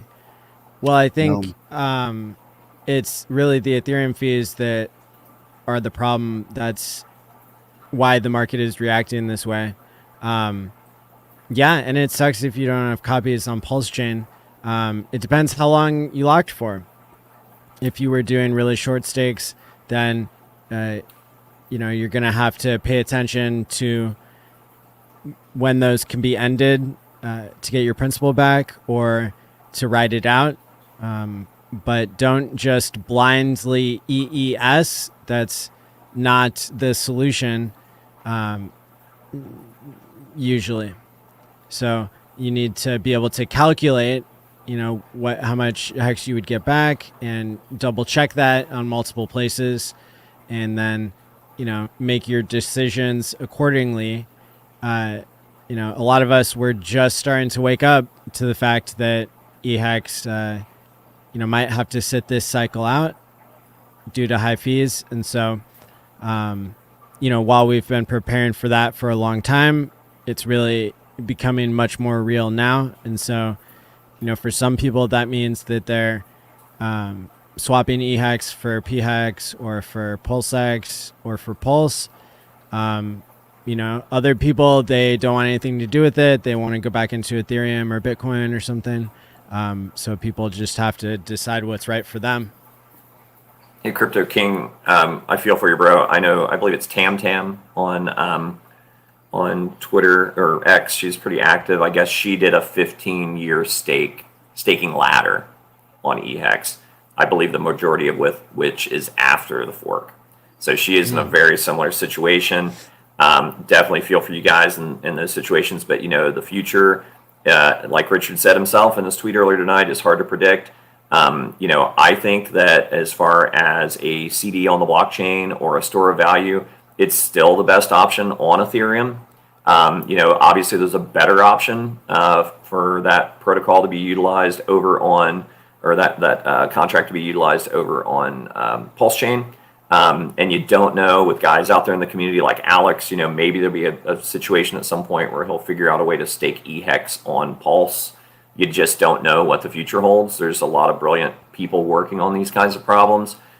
So I'd keep your head up and hang in there. That would fix the problem, but well, you don't know. You don't know what you don't know, right? It's like problems appear out of nowhere when you're trying to create a new blockchain that you didn't anticipate. Well, solutions can come out of nowhere too. So it's like I don't know what the future holds. I'm just trying to give the guy a little bit of hope to hang in there. It's like, I think personally, if it was me, not financial advice, I would not do anything hasty.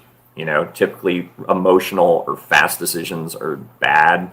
And just kind of try to keep an eye on the price action, and if it gets back to a level where you can maybe get out at break even, then you can kind of take your licks there. But keep your head up and see if if you're doing any more investing, it would behoove you to look at the pulse chain ecosystem, because that could save you from the likely losses that you're going to have on the eHex side.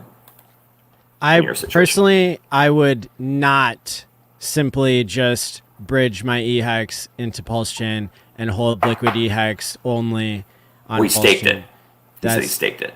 So yeah, so the question is, if they were short stakes, then depending on how much time has been served, he might be able to end them and still get the principal back, but that's something that needs to be very carefully calculated so that you don't lose it all. You can lose your entire principal and interest by ending something in the wrong time. But if there's still value there, then what some people would be doing is getting their principal back and then swapping for something else that doesn't have the high fee problem. Other thoughts? Yeah, it's like, another Richard quote is that even shitcoins pump in a bull market, so it is really hard to say. But that's really bad advice here because of why? Do you know that this is the bottom for eHex? I know that there are over $100 million worth of fees that are being No, I get that, but I'm talking out. about Crypto King 22. We're talking about his situation, and we're talking about him. Let's be specific. He's talking about you're speculating that he might have some shorter stakes in there that he could potentially end and get his principal back out. Do you know that it is a good idea for him to go ahead and liquidate those if he's able to do so at these prices? You can't. Most likely, yeah. Okay. Yeah, well, because of the fee problem that is only going to get worse if Ethereum continues to perform. Because, look, Richard could keep fudding the shit out of it even worse. Possibly. So, I'm obviously not taking responsibility here for what this particular person decides to do. But if you're asking me personally what I would do with any liquid eHex in this situation, or any value that could be gotten out of eHex, aside from EESing something that isn't going to give you, your principal back, that's for me, I can see eHex going a lot lower than it is now because of the blank check given to Ethereum. I'm just kind of glad that Richard's kind of going ham right now, because they really felt like this last week the community has been like really split and not knowing on what to buy, and I think it's pretty clear now what Richard wants everyone to get into, and then if people decide to buy other stuff from here on out, like I don't know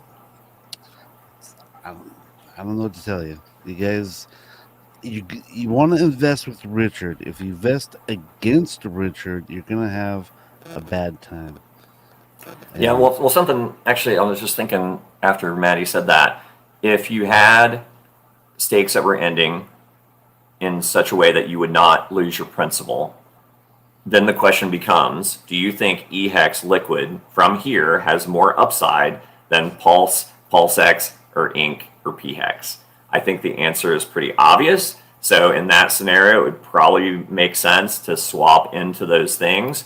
But if you had faith in eHex going forward, to keep some of that to see if it outperforms in the short term, if there's some sort of big bounce back, you might be able to get out at a better price than it is now. I don't know that this is the bottom. I think that we could trend lower if I'm looking at my charts, and I'll go over those on Thursday on What the Hex.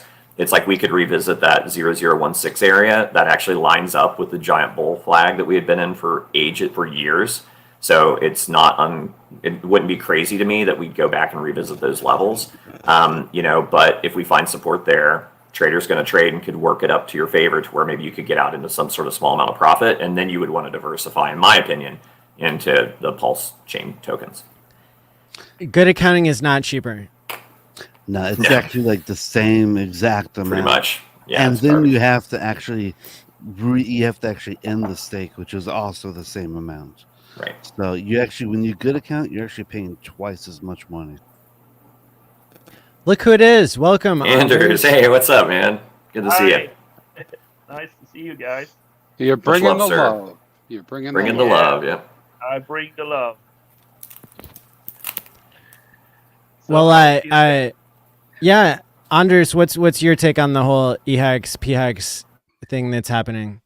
yeah, my take on it is that, and Richard just tweeted it, maybe you saw it, about the Hart's law, about the liquidity and so on. And what I see is that the gains now in this bull market will come on the pulsechain side, because all the liquidity that we see moving on chain that will probably get into pulsechain, what we see now with all the Ethereum buys and so on, that we have maybe up to 1 billion that will be moved in, and even more if Ethereum now goes higher. And this will be a massive ride for, of course, Hex on the pulsechain side. So my take on it is that it would basically be not responsible for Richard to still promote the eHex, because it will not be the same gains as we will see on the pulsechain side. Think about this massive, the current market cap of the pulsechain, and then that we have maybe billions of dollars if Ethereum goes even higher, that will be direct injected, and the eHex will of course not follow. So of course it is very unfortunate that people have been promoting like eHex, and so on during this year after the fork, and the people have like invested into it and so on. But all the gains will, as I see it, will come on the pulsechain side for Hex there, and that is what like the whole community should be promoting, and also what we have been talking about a lot, that we have had sort of an identity crisis in the Hex community. What should we promote, and so on. And I think that with this it becomes clear that the Hex is on pulsechain, and this is like the ecosystem, and now that is yes, it's a lot of people that not a lot, but of course some, and they are the ones that we hear now that feel that not happy because they have, as we say, promoting eHex, even if I personally would always, and I have always like promoted Hex on the pulsechain side, because that's where I see, and especially now when we're talking about Hart's law, that this, as I say, this will be the liquidity. We see it in love.io, and when we're talking about other projects and so on, and why we have like the highest liquidity of any project on pulsechain. And now last time we spoke and I was here, we had like 1.5 million. Now we have close to 3 million in liquidity, total liquidity, and we are like gaining. We are up, 300% above our early sack rate, and we have a very small community compared to when the gains that we see that we will get being listed on pulsechain, and Richard will start now. We saw the movement that happened last week with just a few million injected into the ecosystem, and this movement. What happened? Everything went up a lot. Like so what I see is that we are talking, like so many X's. Think about the current market cap, and then even Bitcoin with 1.5 trillion in market cap move with 1 billion almost, in if someone would start to buy, or at least, and think about how many X's we are talking about with pulsechain, and then we will come to a position that Hex, of course, will move so much higher on that side. We back to Hart's law that this will increase with that.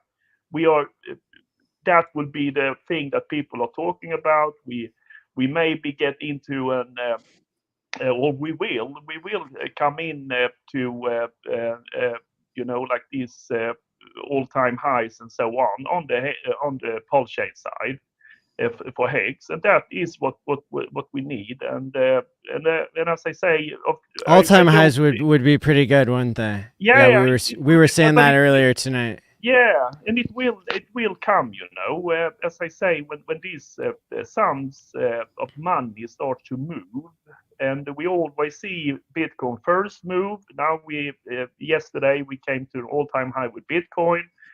Then Bitcoin slows down a bit, then we start to see Ethereum move, and then we see all of these altcoins. Plus that what Richard have done is, or his team, because I think it's more people than Richard that is calculating in these things, is that we will now indirectly we join the ride with Ethereum too, with this like Hart's law, because so much of the sacrifice money is now in Ethereum, and that means that we will have almost like gaining on both sides. Plus that this will then go into to pulsechain. I see 25 minutes ago Richard posted Hart's law, and I think that is what we have to remember. And this is not like I hear that we should like follow what Richard says. What Richard says is that the facts, he's posting the facts, and why should people in the community promote eHex when you have the high fees? That is like ridiculous, especially if you want to do because like people are trying to take an outsized gamble. Exactly, they are thinking. Yeah, they think that it's cheaper, and the eHex will also go to all-time high. Yeah. No, I don't think it will, because you will not So have. I'm sorry, the Anders. Real quick, I just want to say we have a lot of smart people in this community, and there's a lot of smart people. I'm not one of them. I'm kind of a window licker myself, and I think a lot of people really overanalyze all of the what ifs and the possibilities and this and that. And I'm gonna give everyone my secret. You want to simplify it? All you gotta do is pretend, hey, I'm Richard, or I'm the OA, right? What would I do if I had the OA money, the war chest, and I wanted pulsechain to be successful, right? And so you just kind of look at it at that really simplistic what way, Richard is doing. and you're gonna do fine. Well, let me show this latest tweet that we have here from Richard. Says, if you guys are tired of idiots posting the eHex chart as though it were Hex, you could let quote unquote ranking sites know that the Hex on pulsechain has been called Hex for 9 months now, and is where all the liquidity is and where everything is going on. The market decided, and it's been obvious for months, when people look at the Hex price chart, they should see the Hex price chart. Here is the best one I know of. I wish it went all the way back to 0, where real trades were happening for days.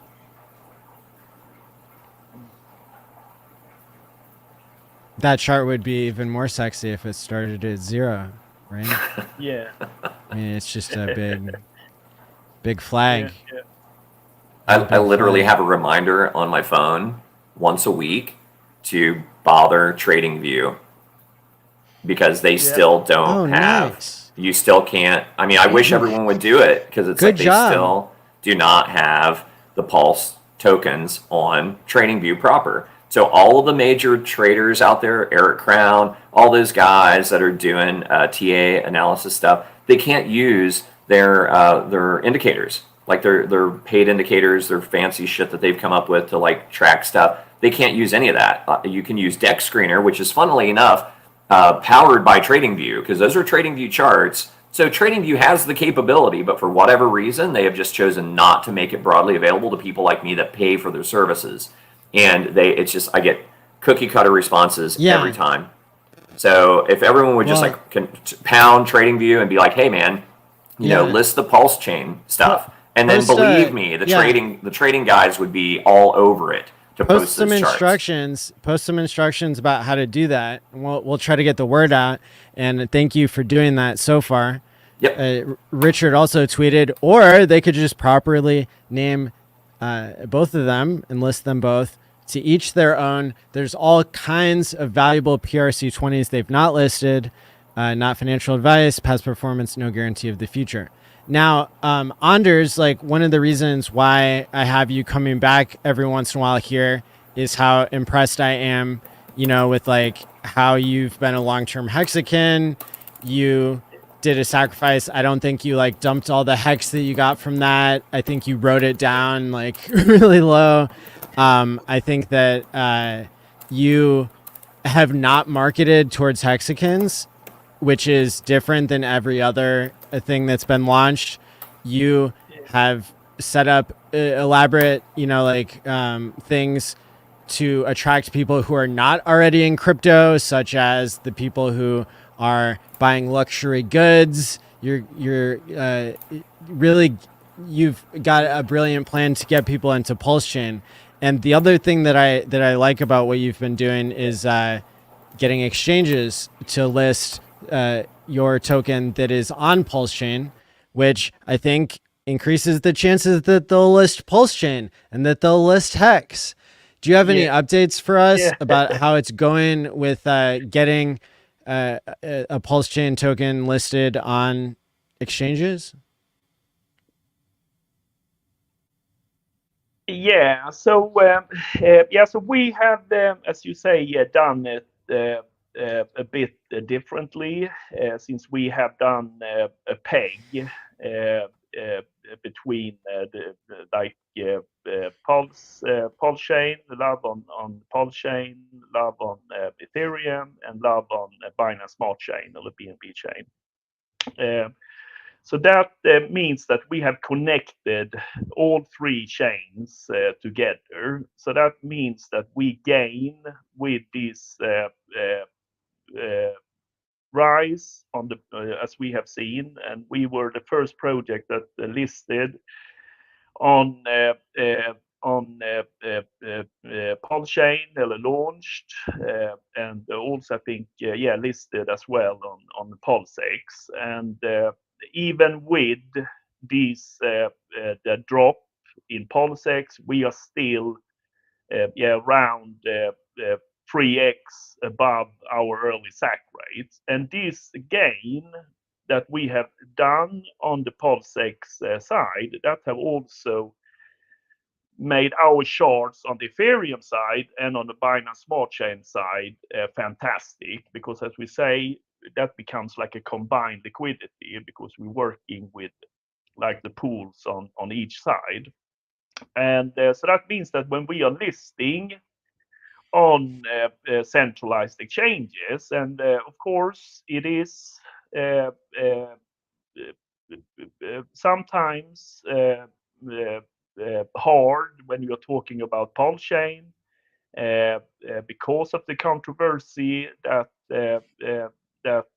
is around. You know, when we everyone knows how hard that is. But of course, I'm like selling in as well, like list us, because we can be a good entry point, because exchanges, centralized exchanges, they want to have the volume, and they see that what is happening also in pulsechain. So I think that it will also, through our listing, it will be easier for other projects to get listed. But we have to understand that when doing a listing on a centralized exchange too, they have to work on doing integrations and so on. And it's much easier, of course, to do integrations with if you have a token on Binance Smart Chain, a BEP token, or an ERC20 token. And so that is, we are gaining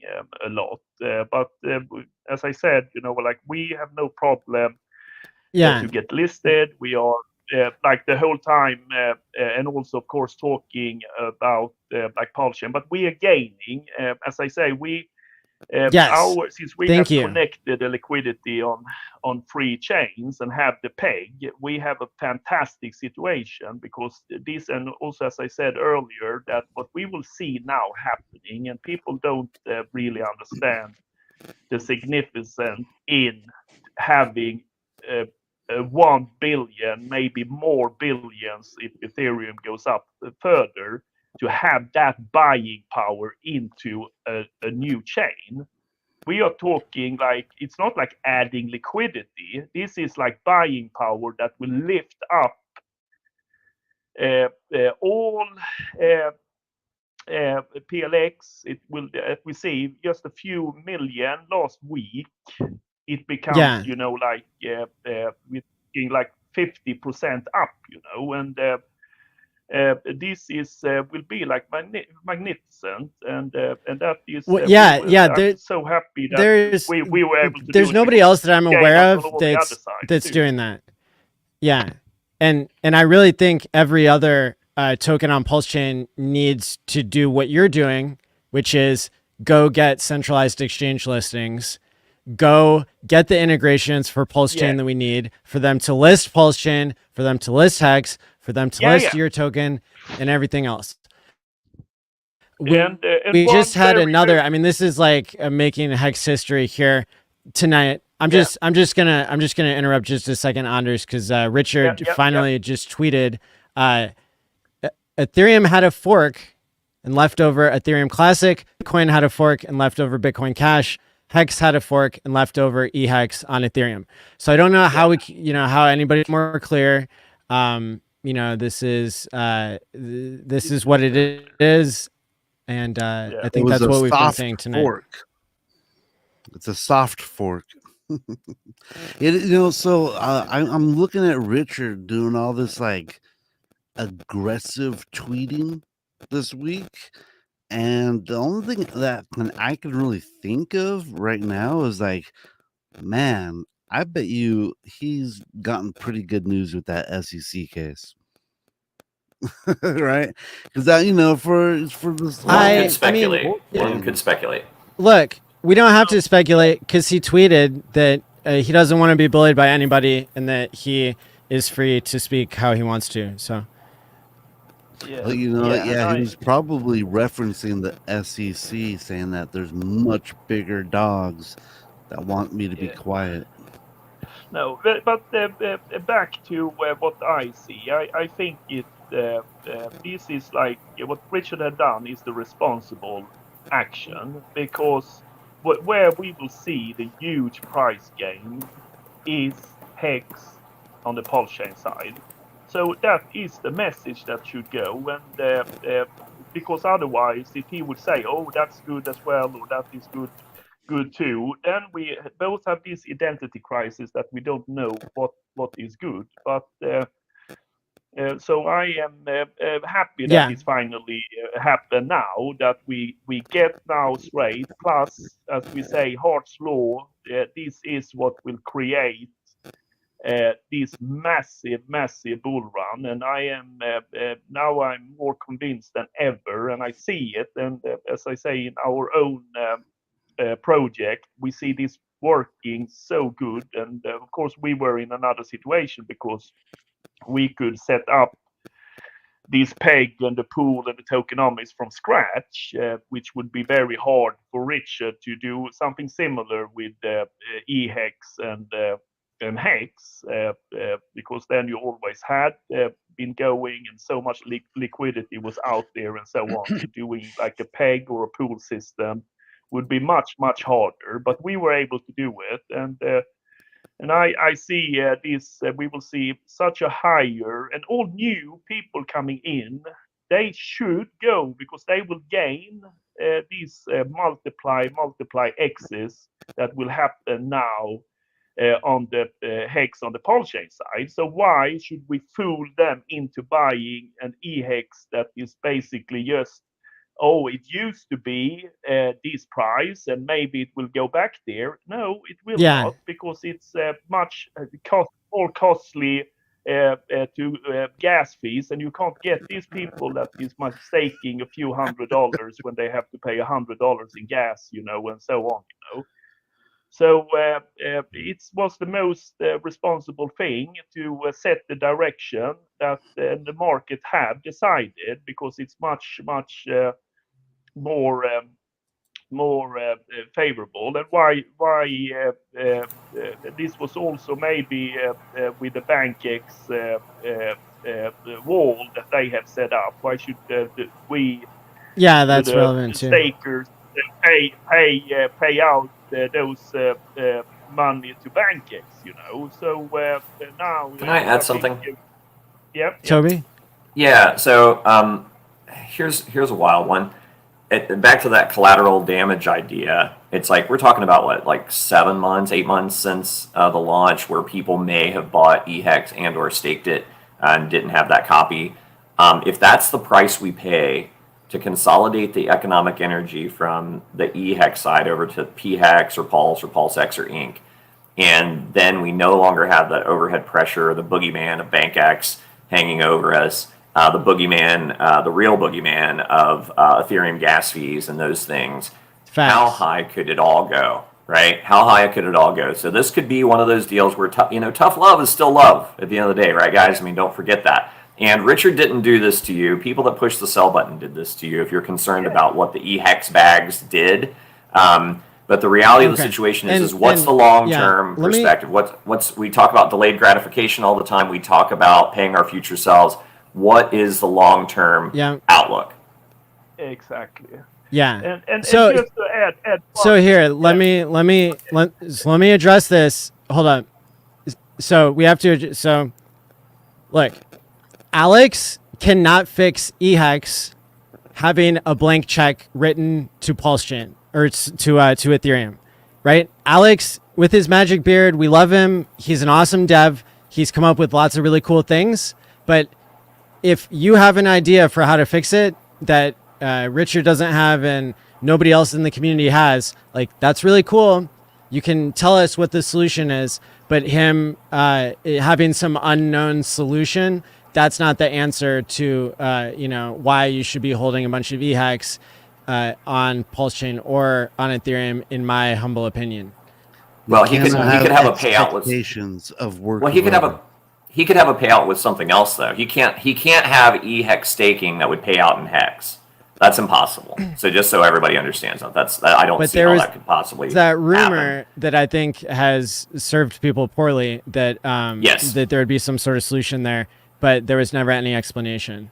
To clarify, me commenting on it earlier, it's like if he did have some way to make a use case for eHex on pulsechain with staking, it would not be paid back out in eHex or Hex. There would be a third token of some sort that would be the payout for staking it. So if that was even something that he's entertaining. So here Richard says some consider the market supply of Hex on pulsechain much lower than the market supply that Hex on Ethereum eHex ever had because of the sacrifices. An interesting thought no one really knows the answer to. Not financial advice. Past performance is no guarantee of future. Scammers below report their fake rewards, voting, and giveaways. You got to be really careful for that. I had that same thought, and now Richard thinks it's interesting. Therefore, Richard thinks my thought was interesting. Congrats. Good job. Briz isn't going to be with all the winning Briz is doing. He's not going to be able to sleep tonight. I know my Yeah. head is not. I'm not going to be able to fit my head in this hat. Very much. You're going to have to get a bigger pillow, bro. So, you know, I just like I said, I just kind of put myself in the shoes of the pulsechain founder, and I go, what would I want? What would I want everyone want? And I want them to move over to the thing that I just spent millions of dollars and years of time developing. I don't, you know, it's just like saying, hey, I just built this Chevy, and like people are like, oh, I like that Ford over there. You know, like, no, buy my Chevy. I just built this thing right here. So, anyways, that's it's a real simplistic view, but just kind of put yourself in the shoes of Richard and what he wants as a founder, and I think you're gonna have a good time. And it's also not like, because I don't think that Richard, he wants us to think that we should follow what he wants. What I see Richard is that he sees that this is the fact, you know. This is the fact that we have the market have made a decision that Hex on pulsechain is more valuable. We have the problems in technology of Ethereum and so on. And it would be, as I say, irresponsible of Richard if he would not go out like this and with a tweet like this, because then, as I say, we will see massive gains on the pulsechain side, and then maybe eHex would stand still. And then people would say, why is the community not supporting eHex, and why doesn't OA pump up eHex on Ethereum and so on? And that we would be like the same, and also that would be like bad marketing to have something that is not moving in the same direction. And as I say, we have the tokenomics, and the OI have the tokenomics, and we have see this what will about to happen. And as I say, we will first ride on the Ethereum gains that will come, and then, as I say, these massive pumps that will come into the ecosystem. And as I say, a few $1 million move pulsechain so high because our market cap is relatively low now, and that will create massive gains. And what I say, and as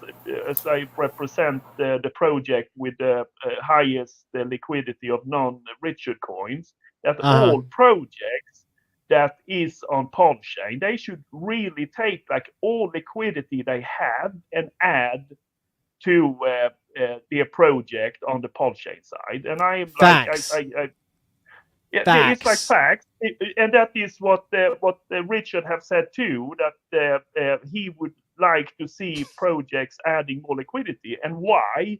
Because I see the gains. If we have like millions of dollars as we have on liquidity on the pulsechain side, when that moves, we are seeing such an exponential growth in our project. And our like Love.io now, our starting point, and I have been in crypto so long time, and what I see, you know what I'm actually kind of bothered by is all the liquidity that people are providing, because I've noticed in like the last, I don't know, month or so, that my farms that I'm producing or that I have, they're producing like 30% less than normal, maybe 40%. I was like, man. So let me point out, Briz, that what you're talking about is a different kind of liquidity providing than what has happened in the Love.io. For us. And what's being suggested here is that all of those sacrifices, like that raise tens of millions of dollars, they should market buy Pulse or PulseX, and they should pair it with their token so that their tokens don't have shit gains. So Anders has Exactly. proven And that you can be more successful this way. And like, just go look on chain. Law, yeah, Exactly. and it's Hart's law. It's Hart's law because you're moving up with the liquidity. You know, and as I say, if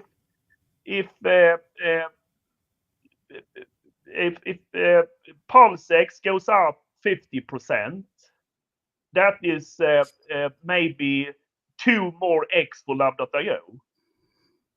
You know, so it's because that means, you know, like the push, just like Hex went up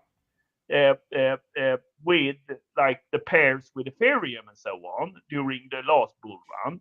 That is will happen so much higher on the pulsechain side and pulsechain side, especially with this huge liquidity that will come in from the sacrifices. So that's what I'm saying, that if you want to really gain,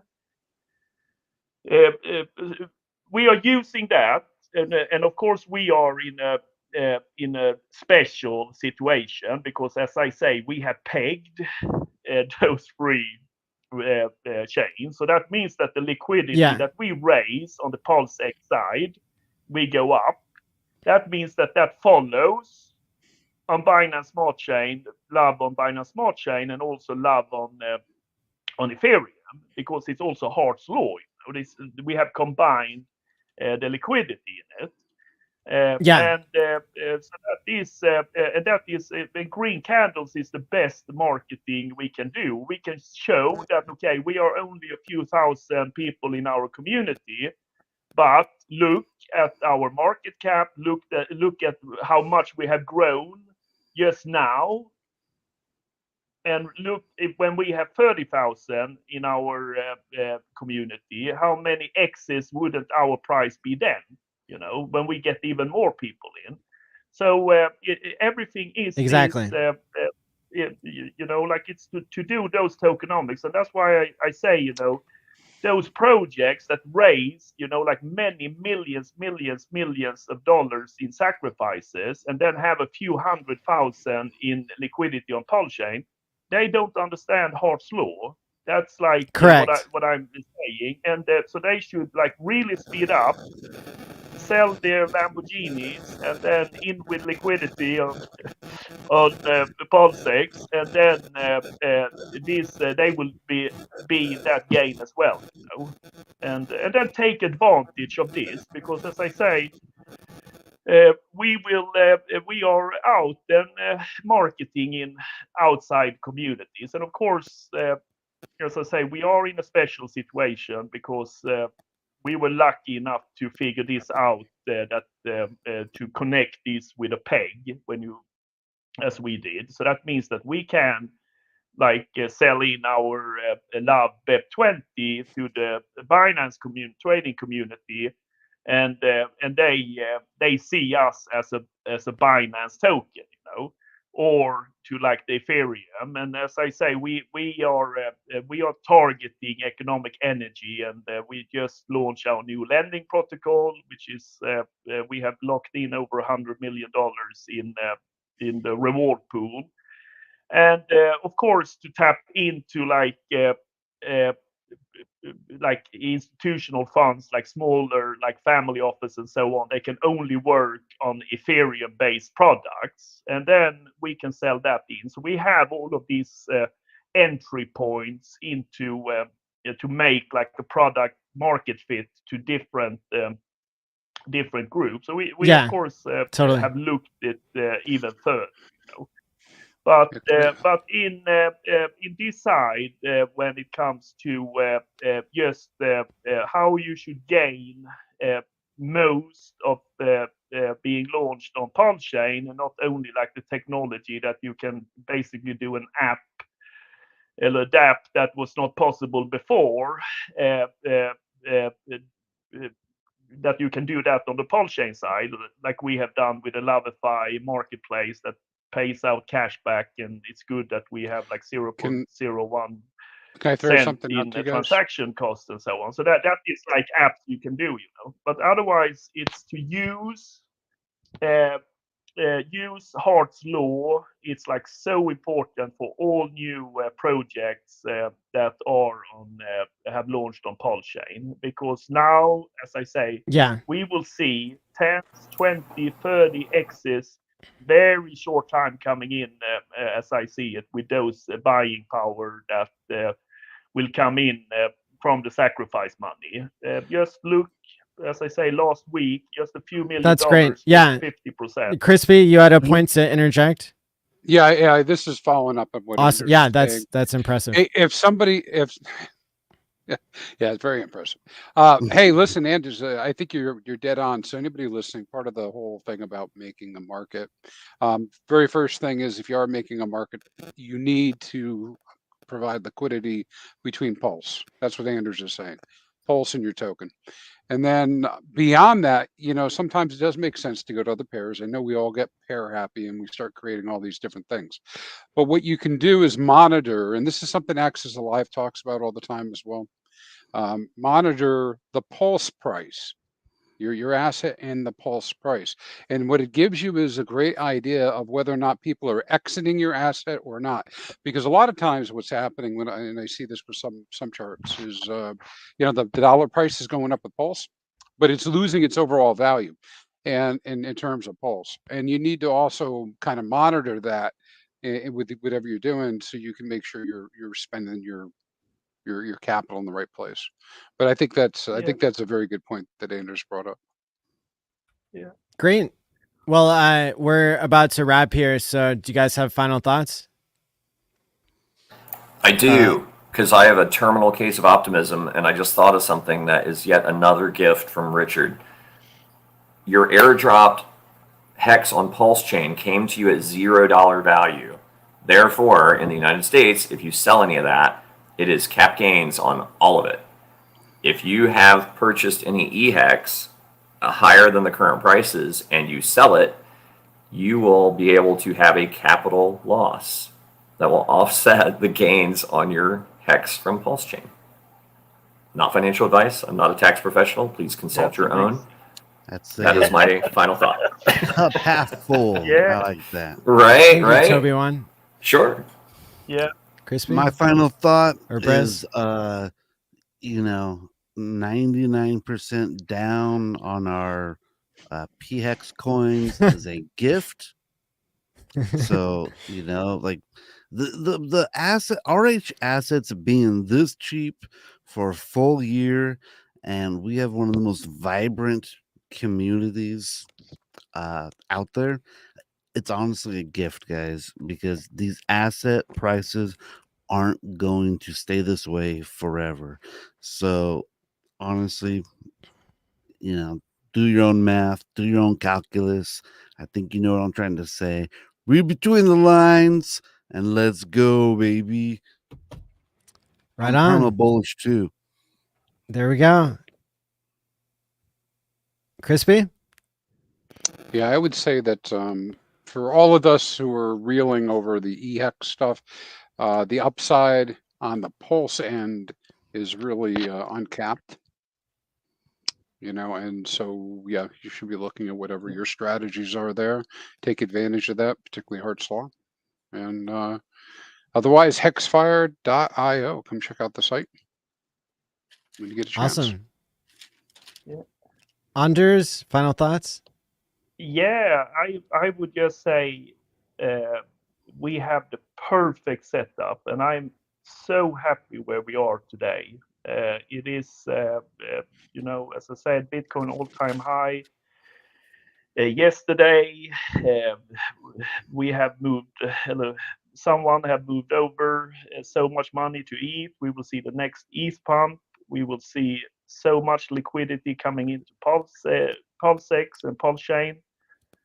And we have in the pulsechain side with probably one of the largest like an active communities, and everything looks so good. And I'm of course very happy where Lab.io stands and the standing point where we are. So I just say I'm really looking forward to the future. So very excited. Yeah. And so my final thought is that it wasn't always explicitly clear, that Hex would have a halving moment.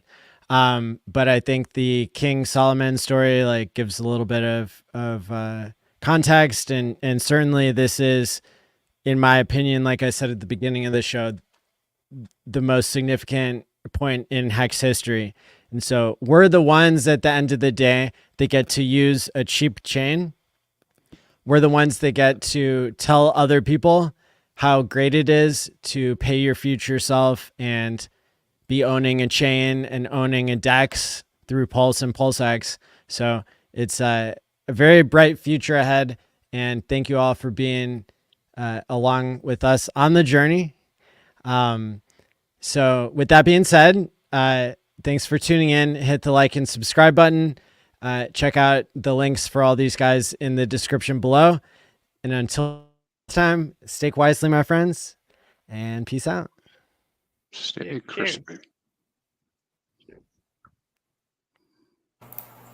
Keep it crispy. Stay very crispy. Crispy. Hey now. Hey now. Yay. You guys like the thumbnail? Yes, I do like the thumbnail. Is that Briz, the baby that's up there? Is the stream still going?